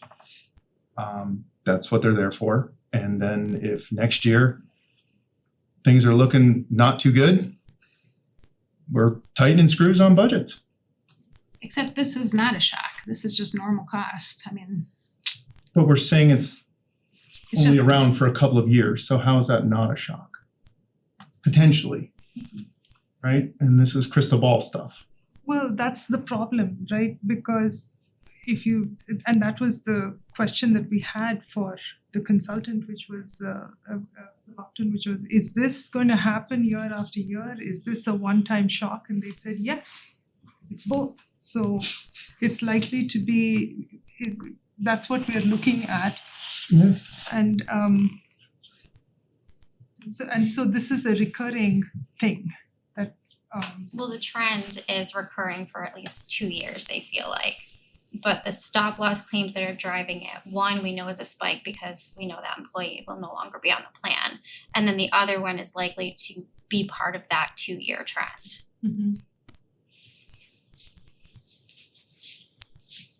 so Amy, this is using 700,000, says a 2.3 from a 2.1 to 2.3.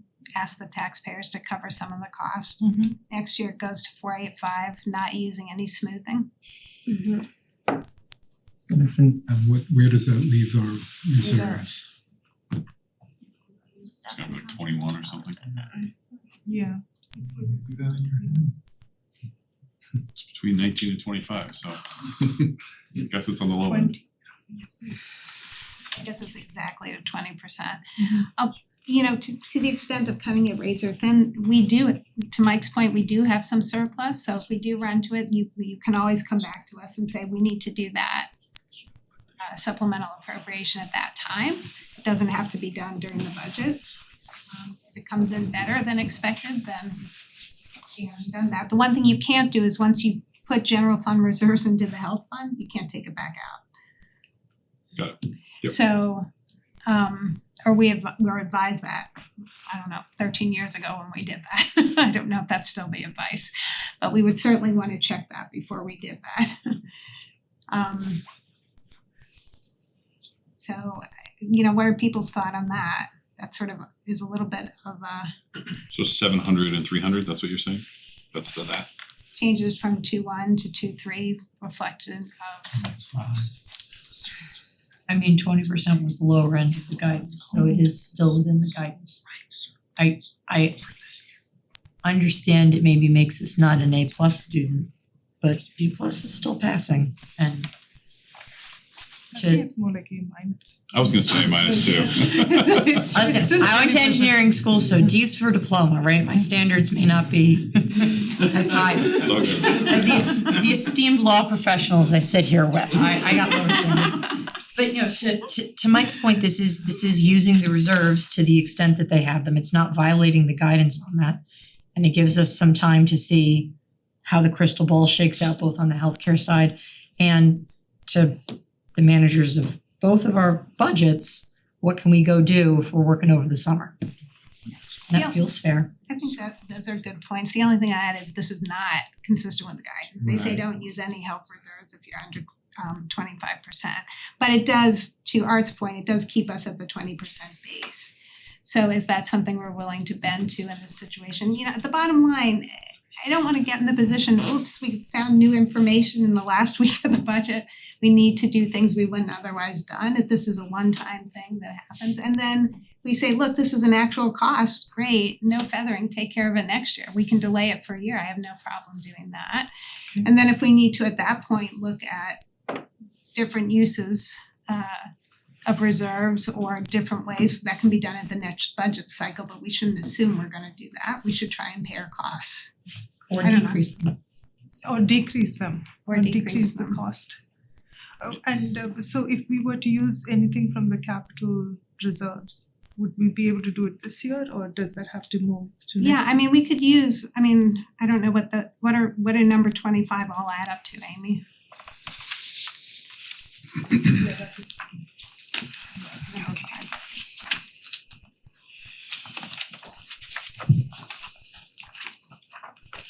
Where do you see number 25, the page 4? On page one. Page 1. Oh, the number 5. Yeah, sorry.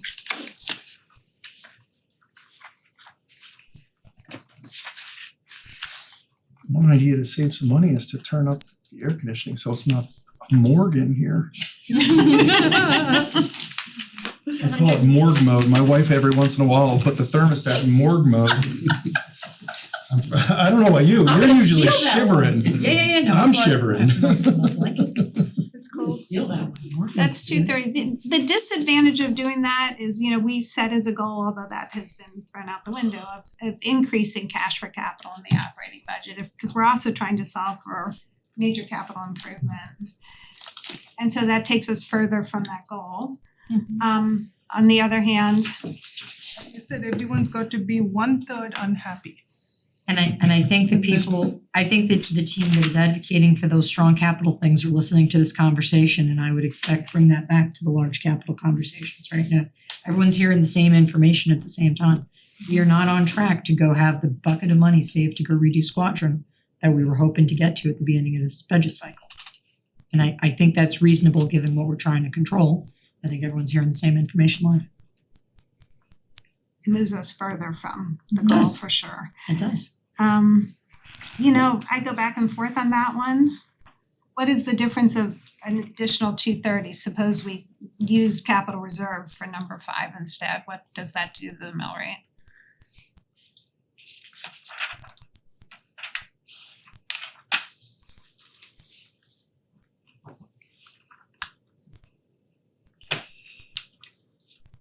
Gets us lower, so Yeah, so we don't have to use as much of the health reserves, we can. no, that would, we would still need to use the In health addition to. reserves, it would just be in addition to that. Right, so that's probably, I mean, I don't think we need to get below where we were. I don't think so. I think I mean, we don't have to get greedy. well, so we have two things there, you know, we can take that, I'm not sure at this point gets us so much further from where we wanna go that it's significant enough dollar change to make me wanna do that, but if folks wanna do that, I'll accept a motion if someone wants to consider that. I'm sorry. Consider this scenario here. Yeah, using the motion number 5 to be funded by capital reserves instead of by taxes. I'm good with that. In combination with what other? With the 700,000 in reserves, In the 300 to the taxpayer. yeah. Mhm. No, I mean, that would No. offset, that would then be an offset. Right? Right. So she's gonna use $700,000 of reserves instead of the million. And then the $300,000 that the taxpayer would contribute, she's lowering by that $230,000. Okay, so it's only 70, it's a net 70. Yeah. I'm not sure what that Say gains that us. again, say that again. So we're gonna use $700,000 of reserves Mhm. to offset instead of the million. And then the taxpayer would be responsible for $300,000.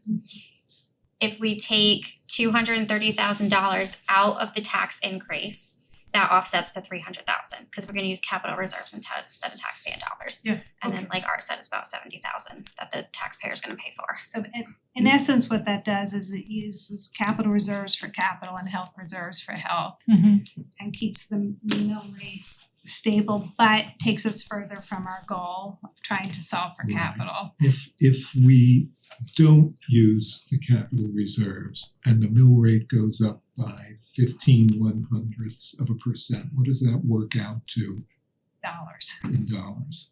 If you don't use the capital reserves. Yeah. It's the difference between 2.15 and 2.3. Or where do we end up? 2.09. Where did 2.3, yeah, 2.15 and 2.3, you know. how much is the dollar difference to the taxpayer? Taxpayer, so $239. On a $450,000 house. Yeah.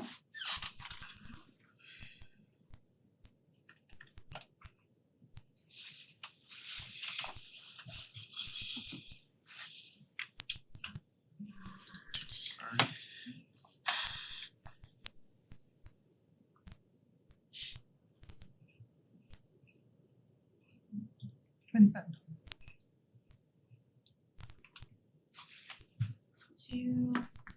So I think we were at 2, right? You're at 215. So we were, but then the Board of Finance made motions at the last meeting, and I think that brought us down to the 2. So we were comparing 2 to 2 point. But if we wanna bring it back to, How did we get it down to 2? The increased revenues, remember 180 from, Oh, yeah, We okay, spent this whole meeting talking about 2.15, I don't understand. I think we were starting at the wrong base. So where are we?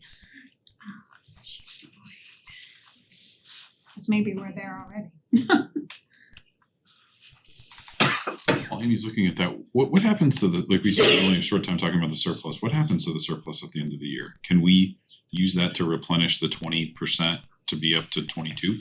Yes, Like, and do in we fact, have- yes, and we have done that when it's come down, but generally the reason why it's coming down there is because we're delaying the costs. I mean, is it not the true costs? Generally, you wanna do that only when there's been a highly volatile thing that you couldn't have anticipated. Now, maybe you can say. No, I get that, but if you said that like the yellow light on the dashboard's kind of blinking because we're on one thing, we're at the low You end, can do that why anytime wouldn't during the you? year. Yeah, why wouldn't we do that? Because I'm not saying to go fund it up to 25, but like get it Well, off, get the the yellow reason- light to shut off. the reason in the past we didn't do that, I mean, maybe you hold it at 18% and you watch it, and then when you actually need it, you come in and do it because of the volatility in claims, maybe the next month it's better, and you No, didn't need to do it, and then you can't get it back. Yep, no, I get it, That's sort of the It's theory. a permanent decision, I Yeah. completely get that, but like we have the flexibility Oh, to absolutely. do that, I just And wanted in to be fact, clear on we're, that. one of the motions is to assign some dollars, and that would be a Let's pool the perfect oil in it. use, assign some dollars for help for Yep. precisely that reason. Yep. so if you're starting at the 2.15 when the budget came to you, it's $15 to the taxpayer. $15 a year. So $1.10 a year to A do month. that. A month. A A month, month, sorry, yeah, a right. Wait, to do what? What's the math here? That just feels really low. So we just went from 2.3 down to 2.15. So And that, what we were talking Okay. about was 2.15 is using $1 million of reserves as initially proposed. 2.3 is using $700,000 of reserves and passing on $300,000 to the taxpayer rather than taking $230,000 out of capital reserves.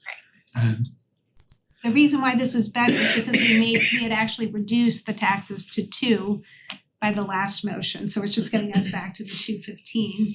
And the increase is only $15 a year or $1 a month. Right. So I don't wanna chuck all our priorities in response to this. I prefer doing that to using the capital reserves. And I'm with you on that.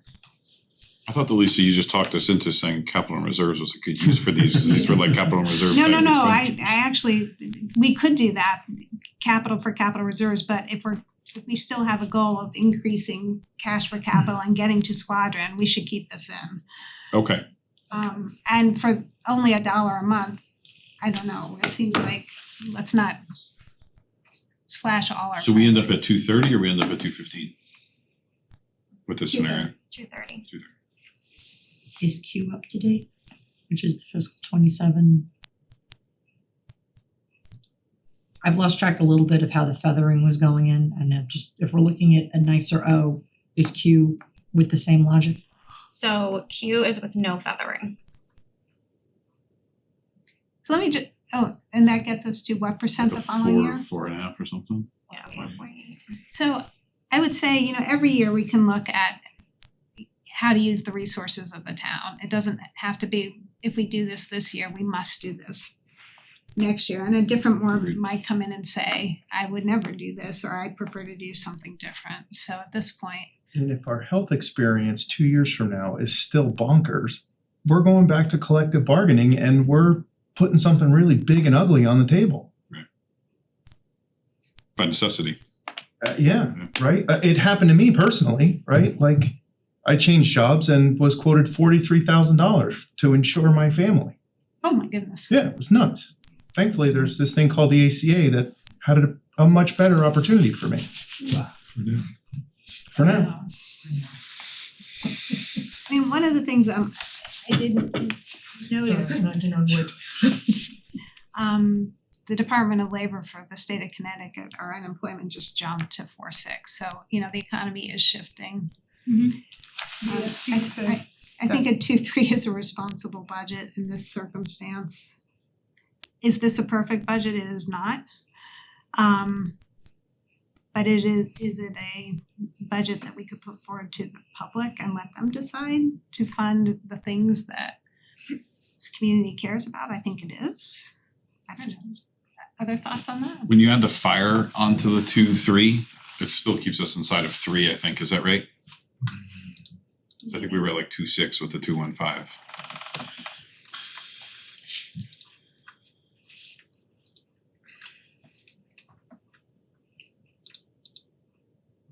Ah, that's scary. Hold on, hold on. No, there's something wrong Pull there. up. Something's being double counted. Abort. Too low. Oh, hold on.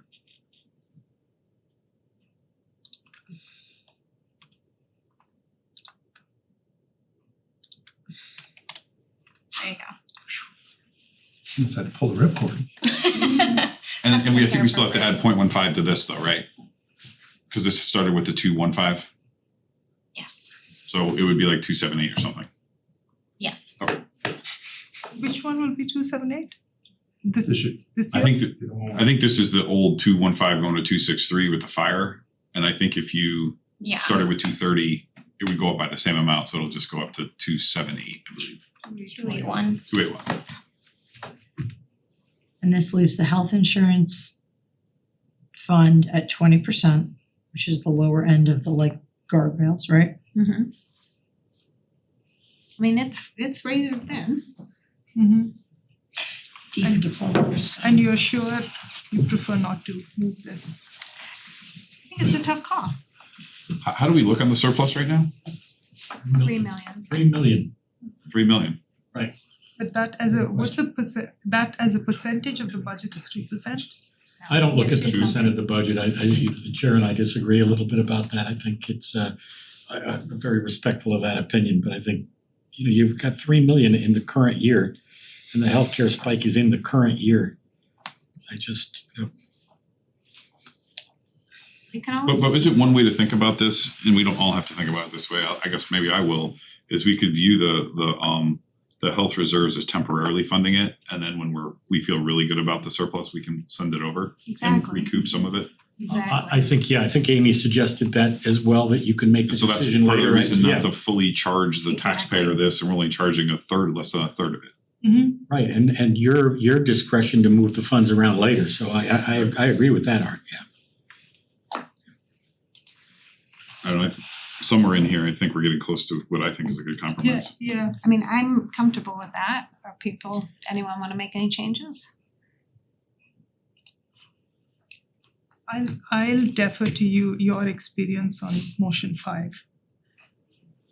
That's a tough call, but Yeah, I'd rather use that from reserves and not have the taxpayer pay in this cycle, but then I don't have the tenure yet to see what, I don't want to then suffer when it's time to do squadron 9. If I could, Chair, through you, Lily, I think I agree with the Chair on this, you know, it's been very important to the staff and our side of this conversation to start putting that cash into operating, and you know, the Chair and I agree on this, not with respect to squadron, but with respect to anything. And that is that you know, why we tried to do what we did with CNR was to allow us the flexibility of gradually increasing cash for capital in years, for example, when you have higher grantless growth, as opposed to being locked into 416, 250. A conversation for a different day, I understand, but to take whatever cash we're getting in operating and now funded by capital reserves, I agree with the Chair. I feel like we're going backwards. we've already gone backwards in I- this budget. This will take us further backwards. We did to get to 2.15, and we did exactly what you're suggesting. We cut capital the first time. We underfunded CNR to get to the 215. And if we don't end up at the 215 and then we take motion 5 and move the cash for capital out, we've really taken 3 steps back despite our best efforts. So Okay. I think you gotta win one of these. The 215 is a win for the taxpayers. Mhm. It 2-3 does is a leave win us for in, the to taxpayer. Bert's point, I hear you, so Okay, thank you. totally a policy decision, I'm just, you know. Thank you for that explanation, it really was helpful. Okay. I am equally unhappy. Do we have a consensus to do that? And we can ask Amy to redo the motions if that's. Yeah. Okay, Okay, so just why don't we take just a 10-minute break and did you have a question before we do? Actually, just to review, this just so we all know, because we moved this around a bit. So this is the 700 in healthcare. No change to motion 5, Right. right? And what else am I missing? And then 300. Change to the mill rate. Yeah, and 300 to the taxpayer. And so that has to be divided equally between the town and the Board of Ed. And then for now, we're not authorizing feathering. That will be a decision point at the next budget cycle, not being decided at this point. Is that what everyone thinks? Okay, so let's take a quick 10-minute break and let Amy do this. Decreased the town operating budget by $140,000. We decreased the Board of Education budget by $560,000 to get to the $700,000, and we are at the confirmed tax increase of 2.3%. That is what is reflected in the motions that you have. And that doesn't include the fire district, right? No, it does not. With the fire districts, we're at what? 2.78. 281. 2.78%. You know, that is It was probably the extra revenue part. Okay. So what, because we have 2 new members of the board, we'll ask Lolita and Regina to make the motions in the second. We'll have an opportunity to discuss after. But before we do that, does anyone have any additional questions for staff? Because once we get into the discussion point, we'll be delivering on the information we have before us. Just for tracking purposes, did you ever close your public hearing? I have not yet. Okay. for helping out the minutes. I always worry about doing that in case we run into a problem with this. But if you remind me afterwards, we'll then close it. Because if there's an error and we need to meet tomorrow, I don't wanna have to renotice it. Okay. So everyone remind me to close it. All right. Lolita. All right. No errors. Motions to adjust proposed budgets. First motion, effective April 29th, 2026, to use health insurance reserves in the amount of $700,000 to offset the operating budget. Can I have a motion, please? No, you made the You made motion. the motion. Seconded. Okay. Discussion? All those in favor, please say aye. Aye. Motion passes unanimously. Second motion, effective April 29th, 2026, to decrease the Board of Education budget by $560,000. Seconded. Any discussion? All in favor, please say aye. Aye. Motion carries unanimously. Third motion, effective April 29th, 2026, to decrease the Board of Selectmen major medical insurance line item by $140,000. Seconded. Any discussion? All in favor, please say aye. Aye. Motion carries unanimously. Fourth motion, effective April 29th, 2026, to assign $700,000 from general fund reserves to offset the health insurance operating cliff in fiscal year 2027-2028. Seconded. Discussion, I will pause for discussion. The reason why we're doing this, in the past, we have done this with health reserves because there's such volatility out there. This is money out of that $3 million that will now be transferred to capital reserves. We'll hold it in general fund reserves in case we need it. If we don't need it, it will be released. Last time we did that, we did not need it and released it. Everyone comfortable with that? Yes. Yes. Okay, all those in favor, please say aye. Aye. The With motion- that caveat, with that information, that's helpful, thank you. Okay. Thank you. All right, number 5. Fifth motion, effective April 29th, 2026, to fund the following items as a general fund operating transfer to the CNR fund. Transfer station, materials recycling of $25,000, emergency management radio infrastructure of $10,000, police and admin vehicles of $96,000, information technology computer replacements of $30,240, information technology security camera infrastructure of $30,000, library computer replacements of $14,315, parks and rec maintenance playscape replacements of $25,000. Is there a second? Seconded. All those in favor, please say aye. Aye. Motion carries unanimously. Sixth motion, effective April 29th, 2026, to remove the following items from the operating budget and instead fund these same items in the CNR fund through capital reserves. Public Works Buildings and Grounds box trailer, $12,000. Public Works Buildings and Grounds automated vacuum, $12,500. Public Works Admin MS4 industrial stormwater permitting, $30,000. Police roadside cameras, $24,950. Police body worn cameras / car cameras and tasers, $123,294. Police ballistic vests, $7,000. Parks and Recs maintenance, paddle courts resurfacing, $32,000. Parks and Rec maintenance, Bobcat skid steer loader, $75,000. Parks and Rec maintenance, pickup truck replacement, $62,000. Seconded. Any discussion? I'm actually a nay on this, Madam Chairman, I'm against the roadside cameras, I think they're too invasive, so I'll be voting no. Okay, hold it. The roadside cameras at 24,000, all right. Do you wanna make a motion to amend? No. I'm not gonna vote yes for this So motion. all those in favor, please say aye. Aye. Aye. All those opposed? Nay. Is that Mike, so for the minutes, I'll just read them. We have Art Wallace, Lord Helfand, Lisa Hefner, Lalitha Shivaswamy, Regina Pin in favor, Mike Doyle opposed. Thank you. Okay. What?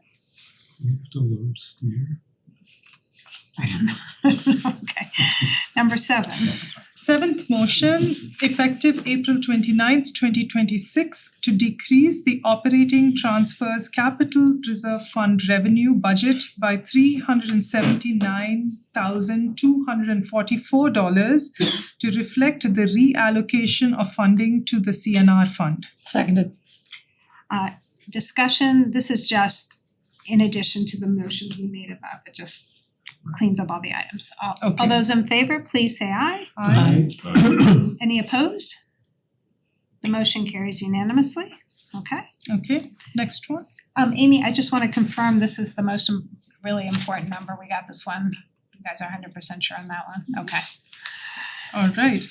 Motion effective April 29th, 2026, that the appropriation recommended and approved by the Board of Finance for the purposes of paying the expenses of the Board of Selectmen annual budget for the fiscal year ending June 30th, 2027 shall be approved and implemented in the amount of $30,121,926. The Board of Finance projects, do I continue? Yeah. The Board of Finance projects anticipated revenues from all sources and appropriates planned expenditures for each department, board, office, or any other agency of the municipality as presented in the attached line item budget summary.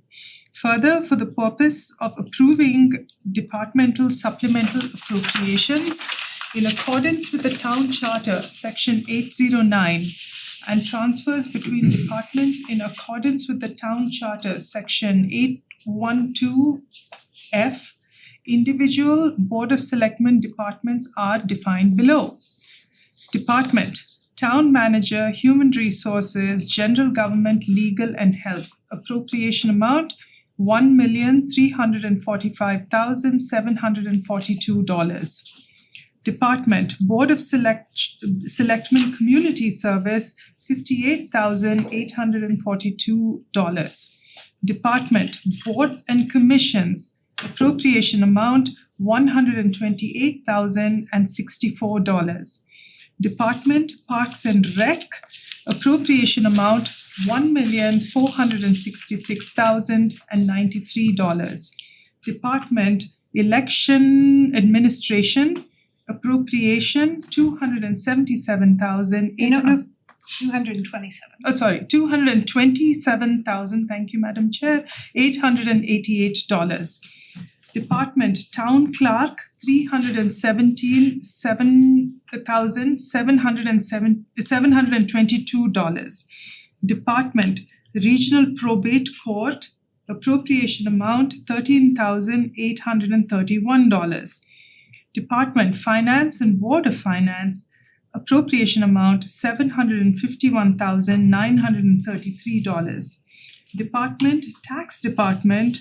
Appropriation amount $222,591. Department: Assessor's Office. Appropriation amount $429,087. Department: Information Technology. Appropriation amount $679,615.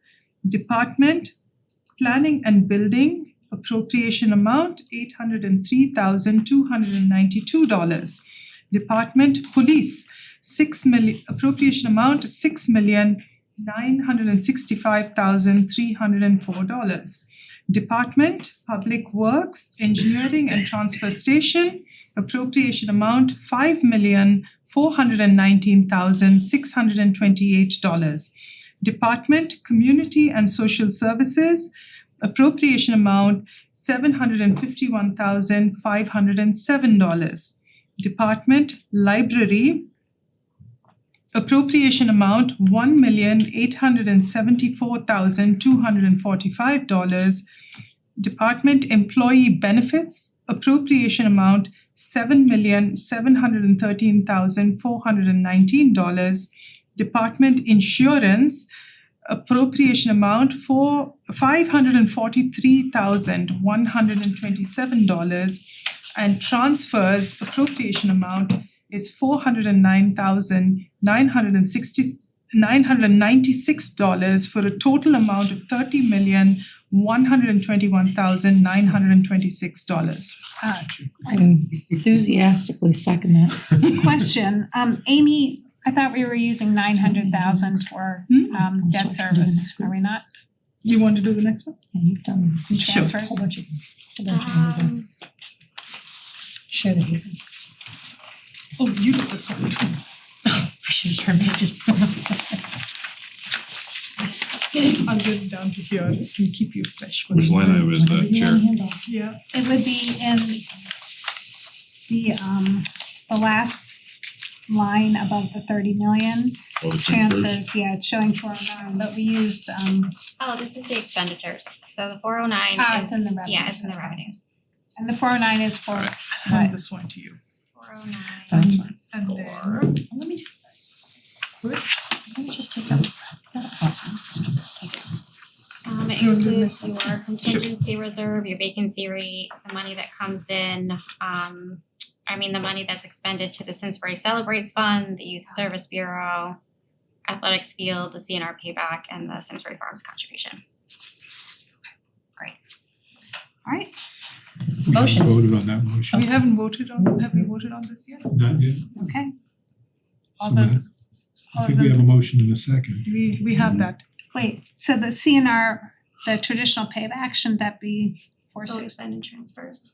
What? It's always been in transfers. And are you doing the 83,000 or the 416? It's the 416, but don't forget your Oh, the vacancy rate, got it. vacancy rates in Okay, there. perfect. Okay, motion second, all in favor? Aye. Motion carries unanimously. Motion, effective April 29th, 2026, that the appropriation recommended and approved by the Board of Finance for the purposes of paying the expenses of the Board of Education annual budget for the fiscal year ending June 30th, 2027, shall be approved and implemented in the amount of $90,948,518. Second, All those in favor, please say aye. Aye. Any opposed? Motion carries unanimously. Motion, effective April 29th, 2026, that the appropriation recommended and approved by the Board of Finance for the purposes of paying the expenses of non-public schools' annual budget for the fiscal year ending June 30th, 2027, shall be approved and implemented in the amount of $594,726. second, Discussion, all those in favor, please say aye. Aye. Any Motion. opposed? Sorry, none opposed, the motion carries unanimously, go for it. Motion, effective April 29th, 2026, that the appropriation recommended and approved by the Board of Finance for the purposes of paying the expenses of the debt service annual budget for the fiscal year ending June 30th, 2027, shall be approved and implemented in the amount of $9,064,275. second, All those in favor, please say aye. Aye. Motion carries unanimously. Motion, effective April 29th, 2026, that the appropriation recommended and approved by the Board of Finance for the purposes of paying the expenses of the Sewer Use Fund, Sewer Treatment Plant, annual budget for the fiscal year ending June 30th, 2027, shall be approved and implemented in the amount of $5,914,158. Further, the Board of Finance anticipates revenues and anticipated expenditures from the Sewer Use Fund as presented in the attached budget summary. second, All those in favor, please say aye. Aye. The motion carries unanimously.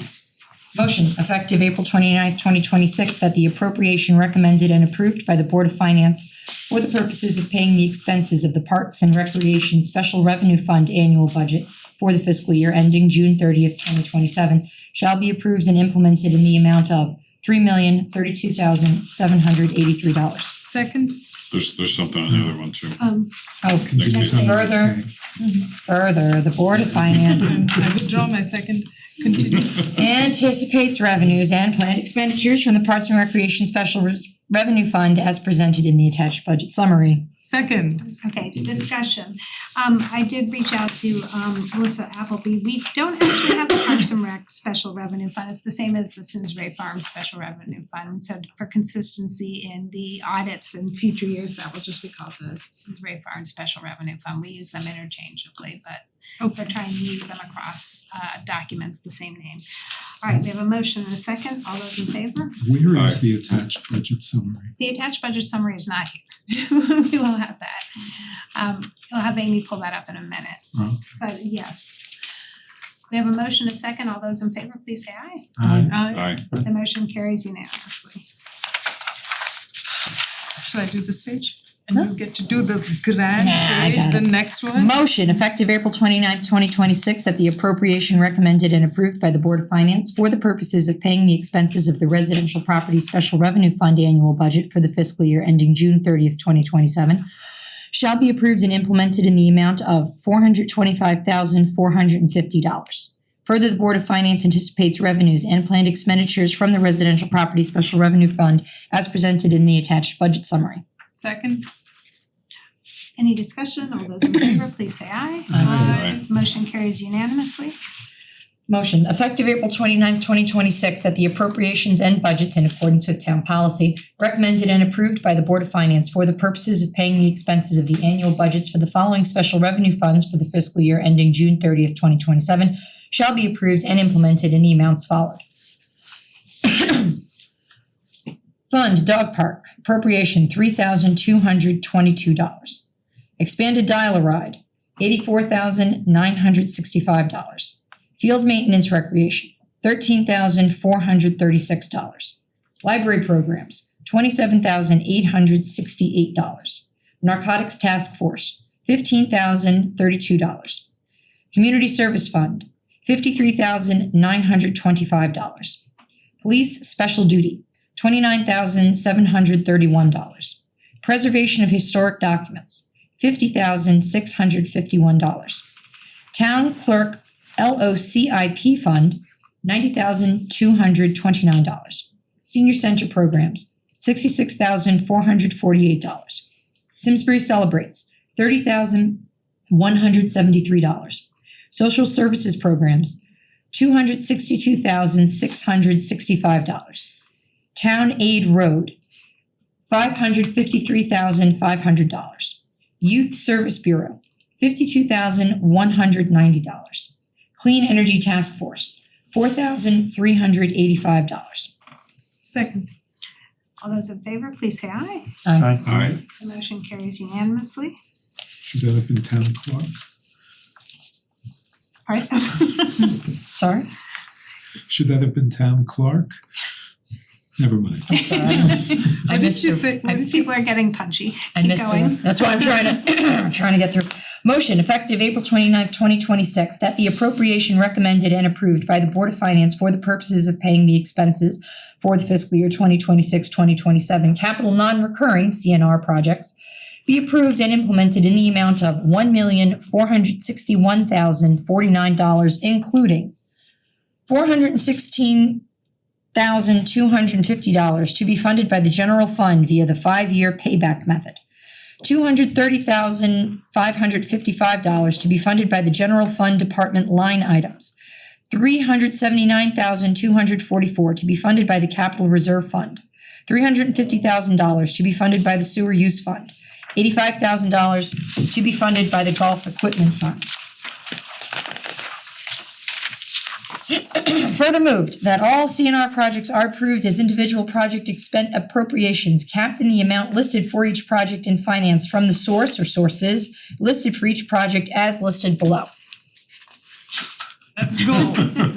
You got this. Project Transfer Station Materials Recycling.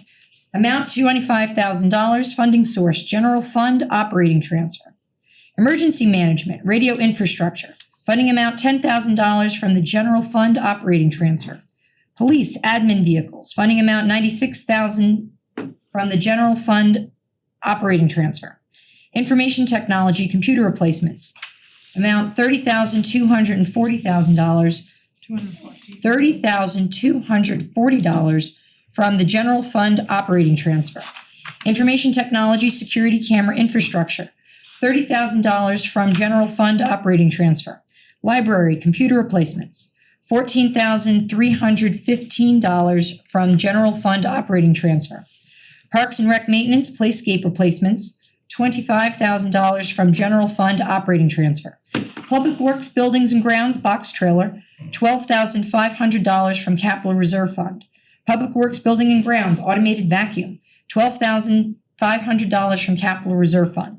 Public Waters admin MS4 industrial stormwater permitting, $30,000 from capital reserve fund.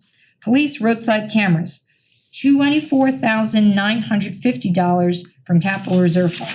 Police worn body worn cameras / car cameras and tasers, $123,294 from capital reserve fund.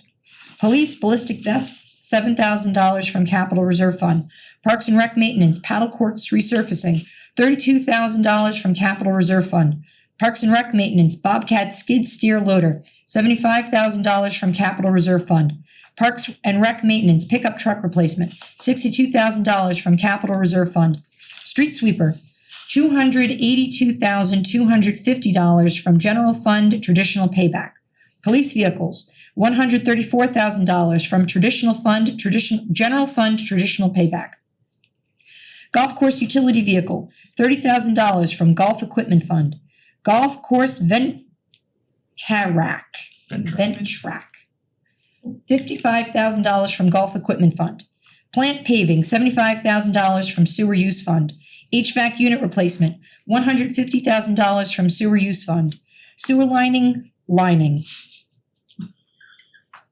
as written in the table. Sewer lining, $100,000 from sewer use fund. Facility computer replacement, $25,000 from sewer use fund. Further, in accordance with town policy that for capital non-recurring CNR projects only, CNR projects may exceed the individual project appropriation in the current fiscal year by $5,000 or 20% of the total project budget, whichever is less, so long as the anticipated overages do not exceed anticipated savings from other CNR projects. In such instances, transfers will be approved at year-end close. In all other instances, expenditures above the approved project appropriation shall be approved in advance in accordance with the town charter. Do I have a second? Second. Question, Amy, before we go, the street sweeper, it's general fund traditional payback, but I think we're also using TAR for that too, or some other. Okay, aren't we? Do we need to adjust that motion? Can you scroll up, Tom? Does that affect our bottom line at all? No. It's from town. No. Alright, let me check.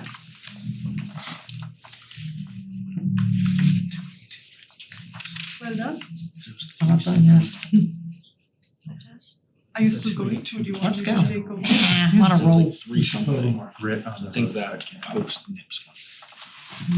Not a fan of those things. Yeah, Are you going to Yeah, I this is am. for all? I as soon as I saw it, I was. Yeah. Sorry, I'm just not a fan. No, They're too you don't invasive. have to apologize for that. That's a good, Yeah, it's Put my name on 45. Can you oh, you put them? add a line What's that? item? Oh, no, I'm not a fan of them, right? Underneath it. Yeah. Although I do wanna put cameras on my street so I can figure out who's coming Amy, I in, think I trying have to get a in my cars. CIP to reflect the following: Public Works, 282, Avenue. 250 through general No, fund no. traditional Never. payback, 58,000 through NIPS grants, and 4,750 from town aid road. Okay. So that means this is correct. So now we'll just amend the motion to reflect that. Yeah. Friendly, I request the board consider a friendly motion to amend the street sweeper from 282,250 to 282,250 through general fund traditional payback, $58,000 through the NIPS grant, state NIPS grant, and 4,750 from town aid road. You amaze me with your memory with all of this fun stuff, Lisa, No, thank you very much. I brought the minutes from last year. Well, regardless, right, like how you stay connected to all that ceases to amaze me, thank you. So do you accept that? I think I do accept the friendly amendment from the Okay. chairwoman. And I would second But it. maybe we should hear the motion again? From the top. Okay, we have a motion that's been amended and seconded. All those in favor, please say aye. Aye. The motion carries I'm a nay. We have an, Oh, wait, he's I'm a nay, sorry. Oh, you're an A? Because of because police of the road cameras. cameras. Ah, okay. I know This it's is just a for the cap. streets. I know it's just a, no, But it's- this was the whole motion. He's okay. Oh, for the whole motion, got it, okay. Yeah, So I will state this for our clerk. The following members voted in favor of the motion as amended. So Art Wallace, Bert Helfand, Lisa Hefner, Luca Shimaswani, Regina Pym, Mike Doyle voted no. thank you, Madam Chair. motion effective April 29th, 2026, that the appropriation recommended and approved by the Board of Finance for the purposes of paying the expenses of the fiscal 2026-2027 capital improvement plan CIP projects be approved and implemented in the amount of $9,741,925. CIP projects are approved as individual project appropriations captured in the amount listed for each project and financed from the sources listed for each project as described in the resolutions and recommended by the town's bond council. Second. All those in favor, please say aye. Aye. The motion carries unanimously. Motion effective April 29th, 2026, that the reading into the minutes of the full text of the resolution set out is waived. Copies of the resolutions having been made available to those in attendance and recorded in these records immediately preceding these. And that the Board of Wait, do we have, has everyone received copy of the motions? Okay, so we will read the motions. They're They're here? there's a public copy on the table and there you have them in front of you. Are there multiple copies for everyone in the There room? was, now there's one, someone took some. There's one left, Chair. If anybody, does anybody And need we're gonna one? put it up on the screen. If it's left over, I'll take it. Does this have that verbiage? When we do the Yes, capital and that's, resolutions. Oh yeah, let's just We'll have the print others some more. posted online too. I'll go upstairs and pick up. Well, we should review them. We should at least review, we should read the bonded ones. We'll read the bonded ones and then we'll waive the reading of the non-bonded ones, okay? If people are comfortable with that. What does that mean? It means, So that second packet you have, you read the first 2 pages. Okay. And then because that motion you just made lets pages 3 through 33. Oh, I get it. except that I think we do wanna review has everyone had a chance to read all the bond resolutions? No. Okay. Are these the ones that came in this afternoon? That was the one which one came in this afternoon? Was it this one? This came from Melissa, but we have seen copies of this in the past. Okay. In that case. Were there any approve it now? changes made to these resolutions other than the street sweeper? In that case, I know what Yeah, I remember this. Alright. People comfortable with that or do they wanna read the bond resolutions?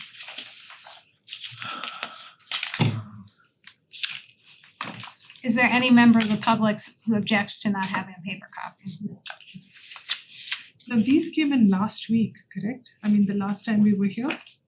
They came in actually a couple weeks ago, before the 7th, Before, okay. and then they came in today. Okay, and they have not changed since then? Okay. Amy, Melissa had highlighted the ones that changed on these, but the bond resolution, the only one that would have changed would be the street sweeper. Okay.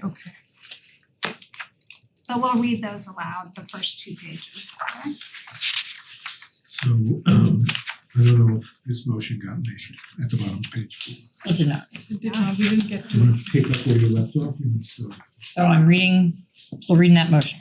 Okay. Motion effective April 29th, 2026, that the reading into the minutes of the full text of the resolution set out is waived. Copies of the resolutions having been made available to those in attendance and recorded in these records immediately preceding these. And that the Board of Finance recommends and approves the projects as presented. Second.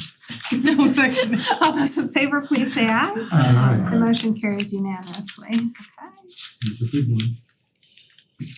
So I'm reading the referendum questions now from this page, not the bigger packet. From the Great.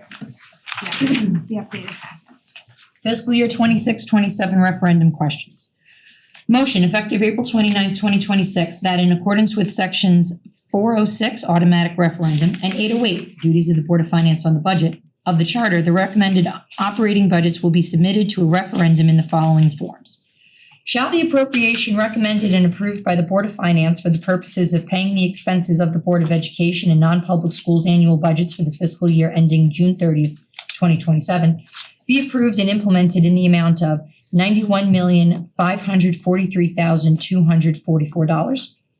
Shall the appropriation recommended and approved by the Board of Finance for the purposes of paying the expenses of the Board of Selectmen annual budget for the fiscal year ending June 30th, 2027, be approved and implemented in the amount of $30,121,926?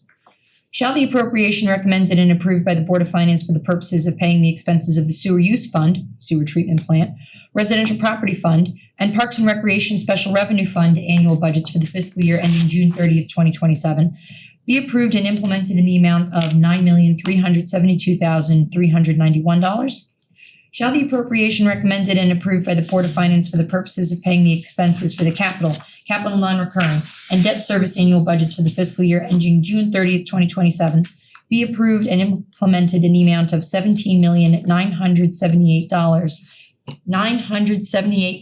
$17,978,194? Second. I propose as a friendly amendment that in question number 4, we add a comma after the date, June 30th, 2027. Do you accept that? Accepted. Good catch. Yes. Okay, we have a friendly amendment that has been accepted. All those in favor, please say aye. Aye. The motion carries unanimously. Okay. Should we give them a break?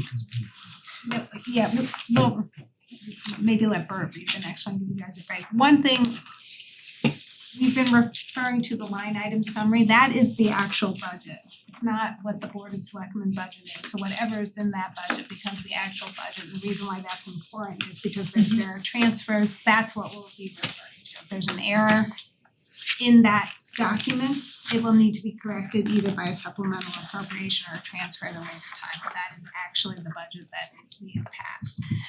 Amy, do you have a copy of that online just to show people what it looks like? Can we go to the folder that you were in for the motion? That's good to know. And everyone should print that out. I mean, that's what you bring to meetings, that's the basis of what we do. Sorry. With the exception of bond It's too bright, resolutions, Maya. bond resolutions overrule anyway, so if there's an error in that document, the bond resolutions Yes, This one. yes. prevail. It looks like this. That is not it. This is the budget summary that goes attached to the motions. Yeah, we need the line item budget that's approved by the Board of Finance that we do every year, that Melissa puts together.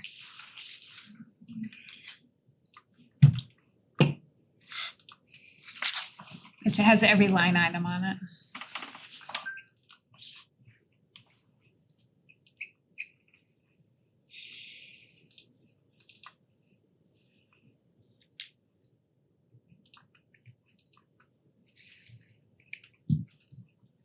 Shoot. Mike, how do I get online again? SPS. Click on SPS public, yeah. Okay. You got it? There you go. She's got it. It might bring me to a page where I have to accept terms. You know that?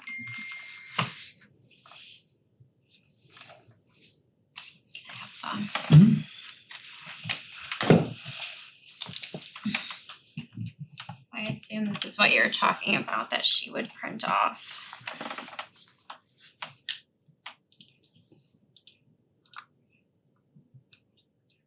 Internet is not working.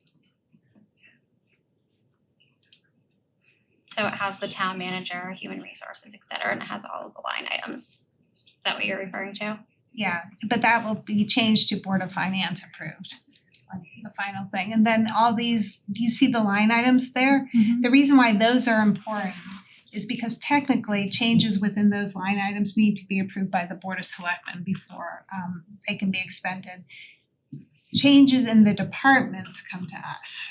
So while the Board of Selectmen and town manager can make adjustments within a department, any changes, our charter prohibits expending any amount above what is approved in the department. budgets unless they've got the recommendation of the Board of Selectmen and the Board finds. The reason for that is because this is the power of the purse that lies with the public. And so any change needs to be done publicly and transparently. But that's why that matters.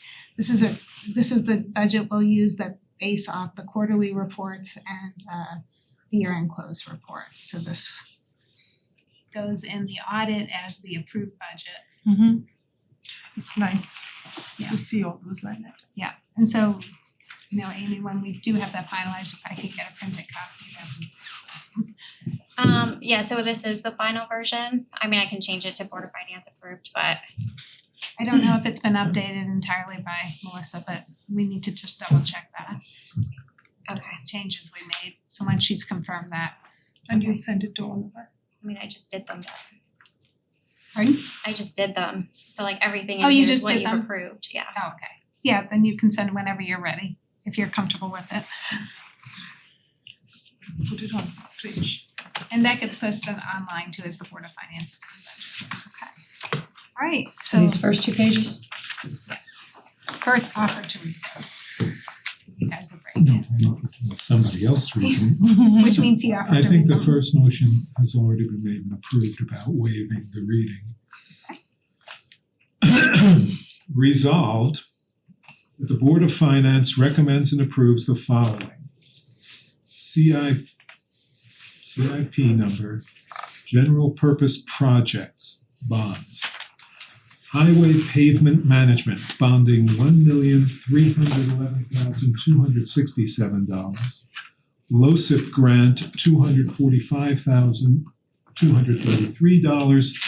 Town aid road grant $243,500 for a total of $1,800,000. Maintenance of neighborhood paths and connecting trails, $380,000. Roof repairs to Town Hall, Eno Hall, and the library, $825,000. Security and fire alarm upgrades, $550,000. General purpose projects, non-bonds. Greenway improvements, capital reserve fund, $150,000. Irrigation system replacement, various fields and parks, funded through the capital reserve fund, $150,000. Simsbury Farms Golf Course clubhouse renovation and expansion, funded by the Special Revenue Fund, $40,000. With clarification, which special revenue fund, Amy? Which one are you on? The Simsbury Farms. Yeah, it's the Simsbury Farm Special Revenue Fund. Okay, could you just Funded by the Simsbury Farms Special Revenue Fund. The Simsbury Farms swimming pool plaster replacement funded from the, I'm sorry, that's $40,000 for the golf course, the clubhouse renovation. Simsbury Farms swimming pool plaster replacement funded from the Capital Reserve Fund, $170,000. Historic building restoration paid for from the Capital Reserve Fund, $171,000. Highway street sweeper from the operating transfer of $282,250. Town aid road, $4,750, and grants $58,000 for a total of $345,000. point, it's from the traditional payback, right? Which one? Highway Oh, street instead of the sweeper. operating transfer, that's right. The highway street sweeper is funded from the traditional payback to the extent of $282,250. Town aid road, $4,750. Grants, $58,000, a total of $345,000. Yes, good catch. Sidewalk reconstruction from Capital Reserve Fund, $251,325. Rental buildings exterior repairs from the Residential Rental Property Fund, $341,600. Wheeled excavator, paid for from Town Aid Road, $235,000. Air ventilation system, highway garage, supplemental, From the Town Aid Road, $38,000. Cold Storage Building funded from Capital Reserve Fund, $95,000. Intersection and roadway safety improvements funded by Capital Reserve Fund, $125,000. Drainage improvements from the Capital Reserve Fund, $150,000. SVAA ambulance replacement, also funded from Capital Reserve Fund, $200,000. Just clarification, SVAA stands for Simsbury Volunteer Ambulance Association, yes? That is correct. Okay. Here are the sewer use assessment funds and grants. Aeration system energy improvements, $75,000. Influent pump, $275,000. On-site waste recovery system, $575,000. School projects from bonds, Simsbury High School turf and track resurfacing. Are we using bonding for that? Yes. $2,200,000. District-wide flooring improvements, $250,000. District-wide network infrastructure, $350,000. Second. Just, can we find the bond language on the street sweeper? Wanna make sure that reflects bond language is accurate. In the future, can we please get page numbers on these? Let's see where we can find that. What are you looking for? I'm The looking street for the sweep. street sweeper language. Exactly, it's on the screen, page 16 of 33. We don't have them labeled here in our packets. Okay, so we had it, Midway. but the $282,250. And the general fund traditional payback. You can just amend that. Yeah, that's, yeah, we do need page numbers.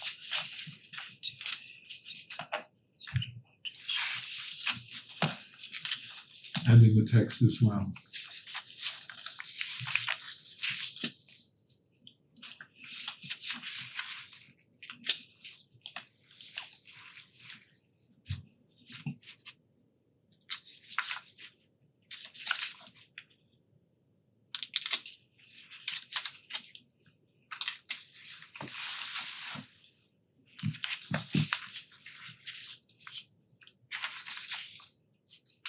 You ready to vote?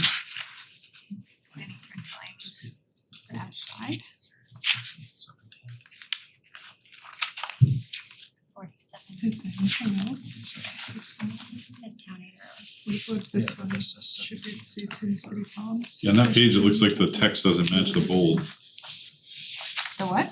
The town aid road grant in bold is 17,000 and then in the that text 17 should be 4750 for 70, okay, in that town makes aid. sense.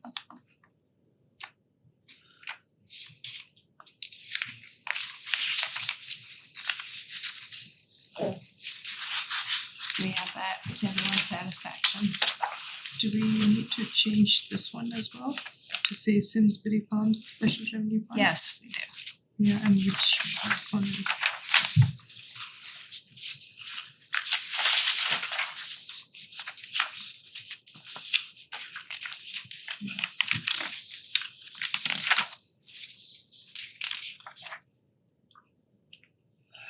Oh, it does say here. Does it say Yeah, that? here it says. Okay, cool. So just on the front page, alright. And then is there anything else? No, that's all I've got. Excuse me. Bless you. Thank you. Thank you. How much seems pretty appropriate fund? But the more, this one, am I reading this correctly? Resolve from appropriate from the capital reserve fund. Or should it be from the Simsbury Farm Special Revenue Oh, Fund? you're right. Can we please go to that's good catch. Which is this for? This one is for the 40,000 for the Simsbury Farm Special Revenue Fund. The header is correct. The body needs to resolve that the town of Simsbury appropriates from, and it says Capital Reserve Fund, and it should say Simsbury Farm Special Revenue Fund. one more moment. Where is that? This, Page 13. Again, we don't have page numbers. yeah, we don't have the page numbers, so.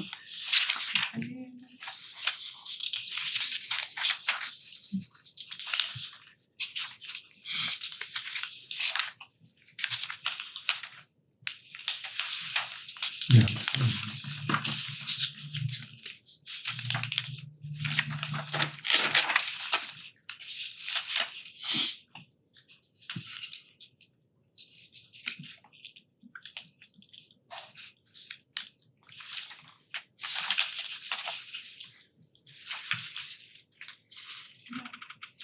How did these numbers match up?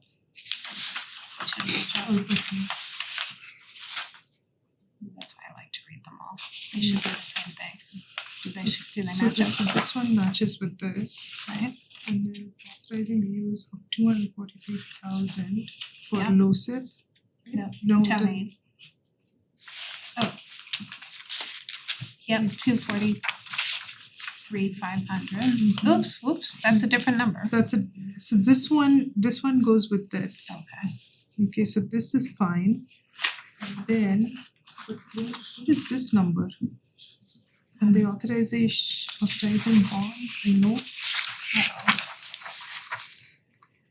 So we should have, so that's Town Aid Road 243,500? No, authorizing use of 243,500 Town Aid Road Yeah, grants and then and LoCIP. 245,233 LoCIP. Yeah, and then 1311267 for highway pavement management, 1311, bonding. 267. And then the total should be 1,800. Yes. Yeah, okay, so that's fine. Okay, Simsbury Farms, I cannot find this in my packet. Where is it? Is this the 40,000? Okay. So this is fine, this is fine, this is fine. Oh, this one. So what did we change on this one? 40,000? This is the It 40. says It just capital should say- reserve fund. It should, yeah, it should just say. Simsbury Farms, so. Okay. Is that accurate? Is that how we're supposed to be funding it? Simsbury Farms fund? Yes? Okay. Right, so with those changes, Just one more moment. there's one more? No, I'm just checking one more thing. I thought I saw something and I may not have, but I'm just gonna Yeah, take your time. change as historic.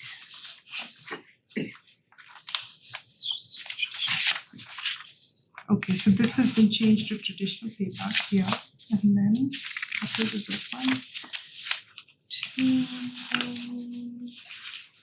reserve fund, okay. Residential rental property, residential rental property.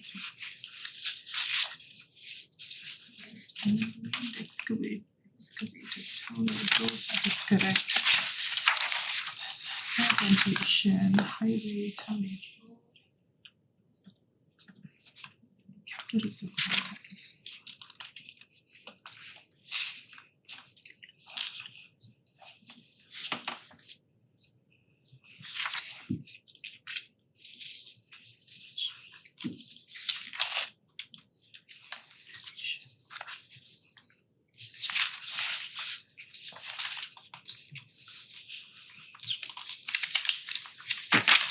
Sorry for holding it. No, there's no rush. I didn't get a chance to.